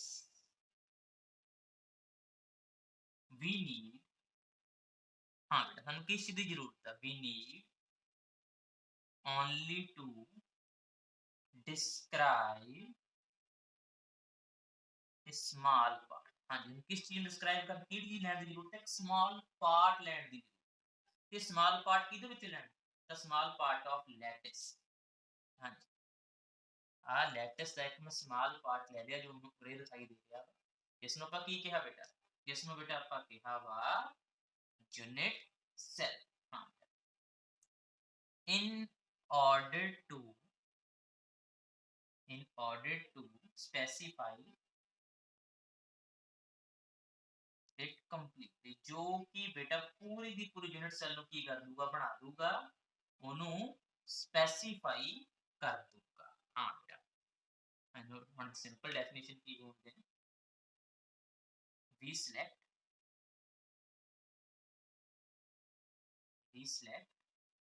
4 points। ਆਪਾਂ ਕਿਹਨੂੰ ਸਿਲੈਕਟ ਕੀਤਾ? ਸਿਰਫ 4 ਪੁਆਇੰਟਾਂ ਨੂੰ ਸਿਲੈਕਟ, ਇਹਦੇ ਵਿੱਚ in 2-dimensional space lattice ਦੇ ਵਿੱਚ select ਕੀਤਾ ਵਾ 2-dimensional space lattice। ਇਹਨੂੰ ਬੇਟਾ ਆਪਸ ਕੀ ਕਰਤਾ ਆਪਾਂ ਕਨੈਕਟ ਕਰ and connect them। ਚਾਰ ਪੁਆਇੰਟਾਂ ਨੂੰ ਕਨੈਕਟ ਕੀਤਾ ਸੀ, ਆ ਚਾਰ ਪੁਆਇੰਟ ਸੀ, ਇਹਨਾਂ ਚਾਰਾਂ ਪੁਆਇੰਟਾਂ ਨੂੰ ਆਪਸ ਵਿੱਚ ਕਨੈਕਟ ਕਰਤਾ ਤੇ ਕਨੈਕਟ ਕਰਨ ਬਾਅਦ ਇਹ ਕੀ ਬਣ ਗਿਆ to give a parallelogram। ਤਾਂ ਆਪਾਂ ਨੂੰ ਕੀ ਮਿਲੀ ਇੱਕ ਪੈਰਲੋਗ੍ਰਾਮ। ਹੁਣ ਬੇਟਾ ਜਿਹੜਾ ਸਮਾਲੈਸਟ ਪੋਰਸ਼ਨ ਹੈ ਨਾ ਚਾਰਾਂ ਪੁਆਇੰਟਾਂ ਦਾ, ਇਸ ਨੂੰ ਆਪਾਂ ਕੀ ਬੋਲਾਂਗੇ unit cell. this smallest part is known as unit cell। हाँ इस चीज ਨੂੰ ਕੀ ਕਿਹਾ ਜਾਂਦਾ ਵਾ ਯੂਨਿਟ ਸੈੱਲ ਕਿਹਾ ਜਾਂਦਾ ਵਾ, ਜੋ ਆਪਣੇ ਆਪ ਨੂੰ ਕੀ ਕਰਦਾ ਵਾ ਆਪਣੇ ਆਪ ਨੂੰ ਬੇਟਾ ਬਾਰ-ਬਾਰ ਰਿਪੀਟ ਕਰਦਾ ਵਾ। ਠੀਕ ਹੈ, this unit cell gives the shape। हाँ बेटा ਇਹ ਯੂਨਿਟ ਸੈੱਲ ਕੀ ਦਿੰਦਾ, ਇਹ ਯੂਨਿਟ ਸੈੱਲ ਦਿੰਦਾ ਬੇਟਾ ਆਪਾਂ ਨੂੰ ਇੱਕ ਸ਼ੇਪ ਦਿੰਦਾ ਕਿਹਦੀ of the entire lattice। हाँ entire ਪੂਰੀ ਦੀ ਪੂਰੀ space lattice ਦੀ shape ਆਪਾਂ ਨੂੰ ਬੇਟਾ ਦੇ ਦਿੰਦਾ ਵਾ by repeating itself in plane। हाँ अब 2D ਦੀ ਗੱਲ ਕਰਦੇ ਹਾਂ, ਇਸ ਕਰਕੇ ਮੈਂ plane ਚ ਆਪਣੇ ਆਪ ਨੂੰ ਬਾਰ-ਬਾਰ ਰਿਪੀਟ ਕਰਦਾ ਤੇ ਰਿਪੀਟ ਕਰ ਕਰਕੇ ਇਹਨੂੰ ਜਨਮ ਦੇ ਦਿੰਦਾ ਬੇਟਾ, ਇਹ ਜਨਮ ਦੇ ਦਿੰਦਾ ਲੈਟਿਸ ਨੂੰ ਤੇ ਖੁਦ ਕੀ ਇੱਕ ਨਿੱਕਾ ਜਿਹਾ ਪੋਰਸ਼ਨ ਜਿਸ ਨੂੰ ਬੇਟਾ ਆਪਾਂ ਕੀ ਆ ਯੂਨਿਟ ਸੈੱਲ। ਆਈ ਥਿੰਕ ਤੁਹਾਨੂੰ ਬੇਟਾ ਇਹ ਯੂਨਿਟ ਸੈੱਲ ਦਾ ਜੋ ਇੰਪੋਰਟੈਂਟ ਕਨਸੈਪਟ ਆ ਉਹ ਚੰਗੀ ਤਰ੍ਹਾਂ ਬੇਟਾ ਸਮਝ ਆ ਗਿਆ ਹੋਊਗਾ। ਬੇਟਾ ਦੇਖੋ ਤੁਹਾਡੇ ਕੋਲ ਕੋਈ ਵੀ ਲੈਟਿਸ ਆ, ਠੀਕ ਹੈ, ਪਰ ਉਸ ਇੱਕ ਲੈਟਿਸ ਯੂਨਿਟ ਸੈੱਲ ਨੂੰ ਸਿਲੈਕਟ ਕਿਵੇਂ ਕਰਨਾ ਇਹ ਕਾਫੀ ਇੱਕ ਚੁਣੌਤੀ ਭਰਾ ਕੰਮ, ਕਿਉਂਕਿ ਬੇਟਾ ਤੁਸੀਂ ਜੋ 4 ਪੁਆਇੰਟ ਸਿਲੈਕਟ ਕਰਨੇ ਯੂਨਿਟ ਸੈੱਲ ਦੇ, ਉਹ ਤੁਸੀਂ ਇੱਕੋ ਹੀ ਯੂਨਿਟ ਸੈੱਲ 'ਚ ਕਈ ਤਰੀਕਿਆਂ ਦੇ ਨਾਲ ਉਹ ਯੂਨਿਟ ਸੈੱਲ ਦੇ 4 ਪੁਆਇੰਟਾਂ ਨੂੰ ਸਿਲੈਕਟ ਕਰ ਸਕਦੇ। ਇੱਥੇ ਮੈਂ ਲਿਖਿਆ ਵੀ ਆ ਫॉर ਗਿਵਨ ਲੈਟਿਸ। ਮੰਨ ਲਓ ਤੁਹਾਡੇ ਕੋਲ ਲੈਟਿਸ ਗਿਵਨ ਆ ਬੇਟਾ, ਉਹਦੇ ਵਿੱਚ ਯੂਨਿਟ ਸੈੱਲ ਹੋਊਗਾ, ਉਹ ਯੂਨਿਟ ਸੈੱਲ ਤੁਸੀਂ ਡਿਫਰੈਂਟ ਤਰੀਕਿਆਂ ਦੇ ਨਾਲ ਚੂਜ਼ ਕਰ ਸਕਦੇ ਹੋ। 4 ਪੁਆਇੰਟਾਂ ਨੂੰ ਆਪਾਂ ਕਿਹੜੇ 4 ਪੁਆਇੰਟ ਸਿਲੈਕਟ ਕਰਨੇ ਆ ਤੁਹਾਡੇ ਹੱਥ ਵਿੱਚ ਆ। ਤੇ ਕਿਉਂ ਬੇਟਾ ਇੰਨੇ ਤਰੀਕਿਆਂ ਨਾਲ ਕਿਉਂ ਹੁੰਦਾ ਵਾ, ਬਿਕੋਜ਼ ਕਿ ਕ੍ਰਿਸਟਲ ਲੈਟਿਸ ਦੇ ਵਿੱਚ ਬੇਟਾ ਹੁੰਦੇ ਨੇ contain very large number of atom, ਬਹੁਤ ਸਾਰੇ ਐਟਮ ਹੁੰਦੇ ਆ ਜਿਨ੍ਹਾਂ ਵਿੱਚ ਬੇਟਾ ਬਹੁਤ ਸਾਰੇ ਜਿਹੜੇ ਐਟਮ ਹੁੰਦੇ ਨੇ ਉਹ ਕੀ ਹੁੰਦੇ ਨੇ ਬੇਟਾ ਆਇਡੈਂਟੀਕਲ ਵੀ ਹੁੰਦੇ ਆ। ਸੋ ਬੇਟਾ ਤੁਹਾਡੇ ਹੱਥ ਵਿੱਚ ਆ ਕਿ ਤੁਸੀਂ ਆਪਣੀ ਕ੍ਰਿਸਟਲ ਲੈਟਿਸ ਵਿੱਚ ਪੁਆਇੰਟ ਕਿਸ ਤਰ੍ਹਾਂ ਸਿਲੈਕਟ ਕਰਨੇ ਆ ਤੇ ਸਭ ਤੋਂ ਕਨਵੀਨੀਅੰਟ ਸੈੱਲ ਕਿਹੜਾ ਹੋਊਗਾ, ਸਭ ਤੋਂ ਸਿੰਪਲੈਸਟ ਸਭ ਤੋਂ ਬੈਟਰ ਕਿਹੜਾ ਹੋਊਗਾ। ਹਾਂ ਬੇਟਾ ਉਹ ਯੂਨਿਟ ਸੈੱਲ ਹੋਊਗਾ ਜਿਹਦੇ ਵਿੱਚ ਬੇਟਾ ਸਿਮੈਟਰੀ ਜ਼ਿਆਦਾ ਹੋਊਗੀ।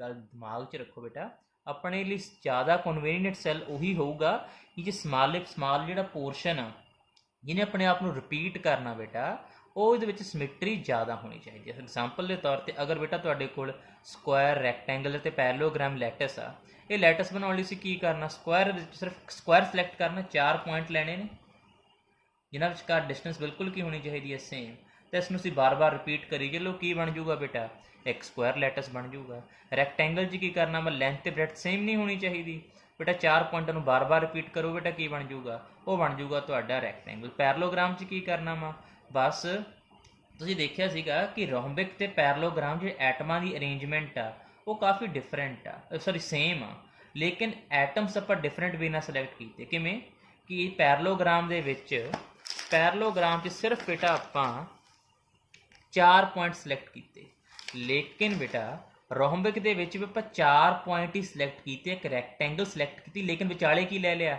Interior point. ਬਾਕੀ ਬੇਟਾ ਐਟਮਾਂ ਦੀ ਜੋ ਅਰੇਂਜਮੈਂਟ ਸੀ ਉਹ ਬਿਲਕੁਲ ਸੇਮ ਸੀ ਜੋ ਰੋਮਬਿਕ 'ਚ ਸੀ, ਤੇ ਉਹੀ ਅਰੇਂਜਮੈਂਟ ਬੇਟਾ ਕਿਹਦੇ ਵਿੱਚ ਆਪਣੇ ਪੈਰਲੋਗ੍ਰਾਮ 'ਚ। ਫਰਕ ਕੀ ਆ ਕਿ ਪੁਆਇੰਟ ਕਿਹੜੇ ਲੈਣੇ ਆ, ਇੱਥੇ ਆਪਾਂ 4 ਪੁਆਇੰਟ ਲਏ, ਇੱਥੇ ਬੇਟਾ ਆਪਾਂ 5 ਪੁਆਇੰਟ ਲਏ, 4 ਇਸ ਤਰ੍ਹਾਂ, ਤੇ ਵਿਚਾਲੇ ਕੀ ਲਿਆ ਬੇਟਾ ਇੱਕ ਇੰਟੀਰੀਅਰ ਪੁਆਇੰਟ ਲਿਆ। ਇਹਦੇ ਨਾਲ ਹੋਇਆ ਕਿ ਬੇਟਾ ਪੂਰੀ ਦੀ ਪੂਰੀ ਕ੍ਰਿਸਟਲ ਲੈਟਿਸ ਦੇ ਵਿੱਚ ਆਪਾਂ ਨੂੰ ਹੁਣ ਰੋਮਬਿਕ ਅਰੇਂਜਮੈਂਟ ਦਿਖਾਈ ਦੇਣੀ ਸ਼ੁਰੂ ਹੋ ਚੁੱਕੀ ਸੀਗੀ।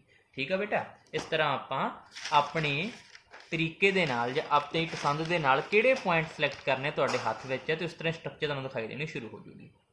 ਫੋਰ ਐਗਜ਼ਾਮਪਲ ਬੇਟਾ ਰੋਹੰਬਿਕ ਲੈਟਸ ਦੇ ਵਿੱਚ ਕਰਨਾ ਕੀ ਆ, ਰੋਹੰਬਿਕ ਦੇ ਵਿੱਚ ਤੁਸੀਂ ਇੱਕ ਰੈਕਟੈਂਗਲ ਲੈਣੀ ਆ, ਲੇਕਿਨ ਰੈਕਟੈਂਗਲ ਦੇ ਨਾਲ ਕੀ ਲੈਣਾ, ਇੱਕ ਇੰਟੀਰੀਅਰ ਪੁਆਇੰਟ, ਜਿਹਦੇ ਕਰਕੇ ਤੁਹਾਨੂੰ ਰੋਹੰਬਿਕ ਲੈਟਸ ਦਿਖਾਈ ਦੇਣੀ ਸ਼ੁਰੂ ਹੋ ਜੂਗੀ। ਲੇਕਿਨ ਹੈਗਜ਼ਾਗੋਨ 'ਚ ਬੇਟਾ ਬੜੇ ਧਿਆਨ ਨਾਲ ਦੇਖੋ, ਹੈਗਜ਼ਾਗੋਨ 'ਚ ਯੂਨਿਟ ਸੈੱਲ ਹੁੰਦਾ ਵਾ ਰੋਹੰਬਿਕ, ਲੇਕਿਨ ਐਂਗਲ ਕਿੰਨੇ ਡਿਗਰੀ ਲੈਣਾ ਬੇਟਾ ਨਾਲ, ਐਂਗਲ ਲੈਣਾ ਤੁਸੀਂ 60 ਡਿਗਰੀ ਦਾ ਐਂਗਲ ਲੈਣਾ ਵਾ।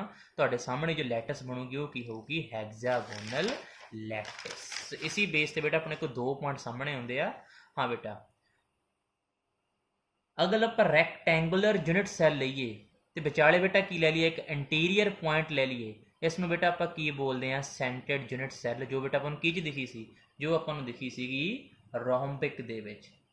ਰੋਹੰਬਿਕ ਵਿੱਚ ਬੇਟਾ ਆਪਾਂ ਇੱਕ ਰੈਕਟੈਂਗੂਲਰ ਯੂਨਿਟ ਸੈੱਲ ਲਿਆ ਸੀ, ਜਿਹਦੇ ਵਿੱਚ ਇੱਕ ਇੰਟੀਰੀਅਰ ਪੁਆਇੰਟ ਵੀ ਸੀ। ਇਸ ਤਰ੍ਹਾਂ ਯਾਦ ਆਈ ਗਿਆ ਹੋਊਗਾ, ਆਈ ਥਿੰਕ ਹੁਣੀ ਤਾਂ ਬਣਾ ਕੇ ਹਟੇ। ਲਓ ਬੇਟਾ, ਜੋ ਆਪਾਂ ਯੂਨਿਟ ਸੈੱਲ ਬਣਾਇਆ ਵਾ, ਇਹ ਇੱਕ ਰੋਹੰਬਿਕ ਯੂਨਿਟ ਸੈੱਲ ਆ, ਤੇ ਆਪਾਂ ਨੂੰ ਜੋ ਕ੍ਰਿਸਟਲ ਲੈਟਸ ਮਿਲੂਗੀ ਉਹ ਰੋਹੰਬਿਕ ਕ੍ਰਿਸਟਲ ਲੈਟਸ ਹੋਊਗੀ। ਹਾਂ ਬੇਟਾ, ਜਿਹਦੇ ਵਿਚਾਲੇ ਪੁਆਇੰਟ ਨਾ ਹੋਵੇ, ਯਾਨੀ ਕਿ ਆਹ ਵਾਲਾ ਪੁਆਇੰਟ ਨਾ ਹੋਵੇ, the unit cell do not have any interior point, ਵਿੱਚ ਇੰਟੀਰੀਅਰ ਪੁਆਇੰਟ ਨਾ ਹੋਵੇ, ਉਸ ਨੂੰ ਬੇਟਾ ਪ੍ਰਿਮਿਟਿਵ ਬੋਲਦੇ ਆ। ਇਹਦੀ ਐਗਜ਼ਾਮਪਲ ਕੀ, ਇਹਦੀ ਐਗਜ਼ਾਮਪਲ ਹੈ ਬੇਟਾ ਤੁਹਾਡੀ ਹੈਗਜ਼ਾਗੋਨਲ ਲੈਟਸ। ਹੈਗਜ਼ਾਗੋਨਲ ਇਹਦੀ ਐਗਜ਼ਾਮਪਲ ਆ। ਯੈਸ, ਹੈਗਜ਼ਾਗੋਨਲ 'ਚ ਇੰਟੀਰੀਅਰ ਪੁਆਇੰਟ ਨਹੀਂ ਹੁੰਦਾ, ਲੇਕਿਨ ਰੋਹੰਬਿਕ ਲੈਟਸ ਦੇ ਵਿੱਚ ਬੇਟਾ ਇੰਟੀਰੀਅਰ ਪੁਆਇੰਟ ਹੁੰਦਾ ਵਾ। ਇਹ ਗੱਲਾਂ ਤੁਸੀਂ ਯਾਦ ਰੱਖਣੀਆਂ ਨੇ, ਤੇ ਹਮੇਸ਼ਾ ਆਪਾਂ ਕ੍ਰਿਸਟਲ ਲੈਟਸ ਉਹੀ ਸਿਲੈਕਟ ਕਰਨਾ ਬੇਟਾ, ਹਮੇਸ਼ਾ ਯੂਨਿਟ ਸੈੱਲ ਉਹੀ ਸਿਲੈਕਟ ਕਰਨਾ ਜਿਹਦੀ ਸਿਮਿਟਰੀ ਜ਼ਿਆਦਾ। ਹੁਣ ਸਵਾਲ ਆਊਗਾ ਬੇਟਾ ਕਿ ਕਿਹਦੇ 'ਚ ਸਿਮਿਟਰੀ ਜ਼ਿਆਦਾ ਹੁੰਦੀ ਹੈ, ਤਾਂ ਆਨਸਰ ਕੀ ਆ, ਵਿਚ ਹੈਵ ਮੈਕਸੀਮਮ ਸਿਮਿਟਰੀ। ਠੀਕ ਹੈ, ਮੈਕਸੀਮਮ ਸਿਮਿਟਰੀ ਕਿਹਦੇ ਵਿੱਚ ਆ, ਕੌਣ ਜ਼ਿਆਦਾ ਮੈਕਸੀਮਮ ਸਿਮਿਟਰੀਕਲ ਆ,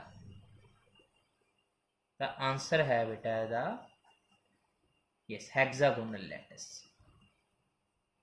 ਹੈਗਜ਼ਾਗੋਨਲ ਲੈਟਸ ਸਭ ਤੋਂ ਜ਼ਿਆਦਾ ਬੇਟਾ ਆਪਣੇ ਸਿਮੈਟ੍ਰੀਕਲ ਹੁੰਦੀ ਆ, ਕਿਉਂਕਿ ਇਹਦੇ ਵਿੱਚ ਆਪਾਂ ਕਿੰਨੇ ਪੁਆਇੰਟ ਸਿਲੈਕਟ ਕੀਤੇ, 4 ਪੁਆਇੰਟ ਮੂਹਰੇ ਤੇ 3 ਪੁਆਇੰਟ ਬੇਟਾ ਉਹਦੇ ਪਿੱਛੇ ਸਿਲੈਕਟ ਕੀਤੇ। ਤੇ ਆਪਾਂ ਜਦੋਂ ਚਾਰੇ ਪਾਸੇ ਦੇਖਾਂਗੇ ਆਪਾਂ ਨੂੰ ਹੁਣ ਇੱਥੇ ਬੇਟਾ ਮੈਕਸਿਮਮ ਪੁਆਇੰਟਾਂ ਦੇ ਵਿੱਚ ਸਿਮੈਟਰੀ ਦੇਖਣ ਨੂੰ ਮਿਲਦੀ ਹੈ। ਤਾਂ ਸਭ ਤੋਂ ਲੀਸਟ ਮਿਨੀਮਮ ਸਿਮੈਟਰੀ ਕਿਹਦੇ ਵਿੱਚ ਹੈ,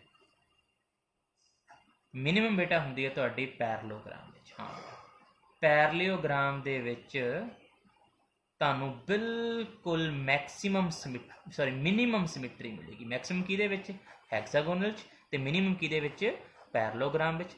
ਆਈ ਥਿੰਕ ਬੇਟਾ ਤੁਹਾਨੂੰ ਸਭ ਦਾ ਪੂਰਾ 2 ਡਾਇਮੈਂਸ਼ਨਲ ਕ੍ਰਿਸਟਲ ਲੈਟਸ ਚੰਗੀ ਤਰ੍ਹਾਂ ਡਿਟੇਲ 'ਚ ਕਲੀਅਰ ਕੀਤਾ ਗਿਆ ਬੇਟਾ, ਸਮਝ ਲੱਗਿਆ ਹੋਊਗਾ। ਸੋ ਬੇਟਾ thank you, please like share and subscribe my channel. So ਬੇਟਾ ਨੈਕਸਟ ਲੈਕਚਰ 'ਚ ਮਿਲਦੇ ਹਾਂ, ਜੋ ਕਿ ਆਪਾਂ ਥੋੜੇ ਦਿਨਾਂ ਵਿੱਚ ਅਪਲੋਡ ਕਰ ਦੇਵਾਂਗੇ। ਥੈਂਕ ਯੂ ਬੇਟਾ।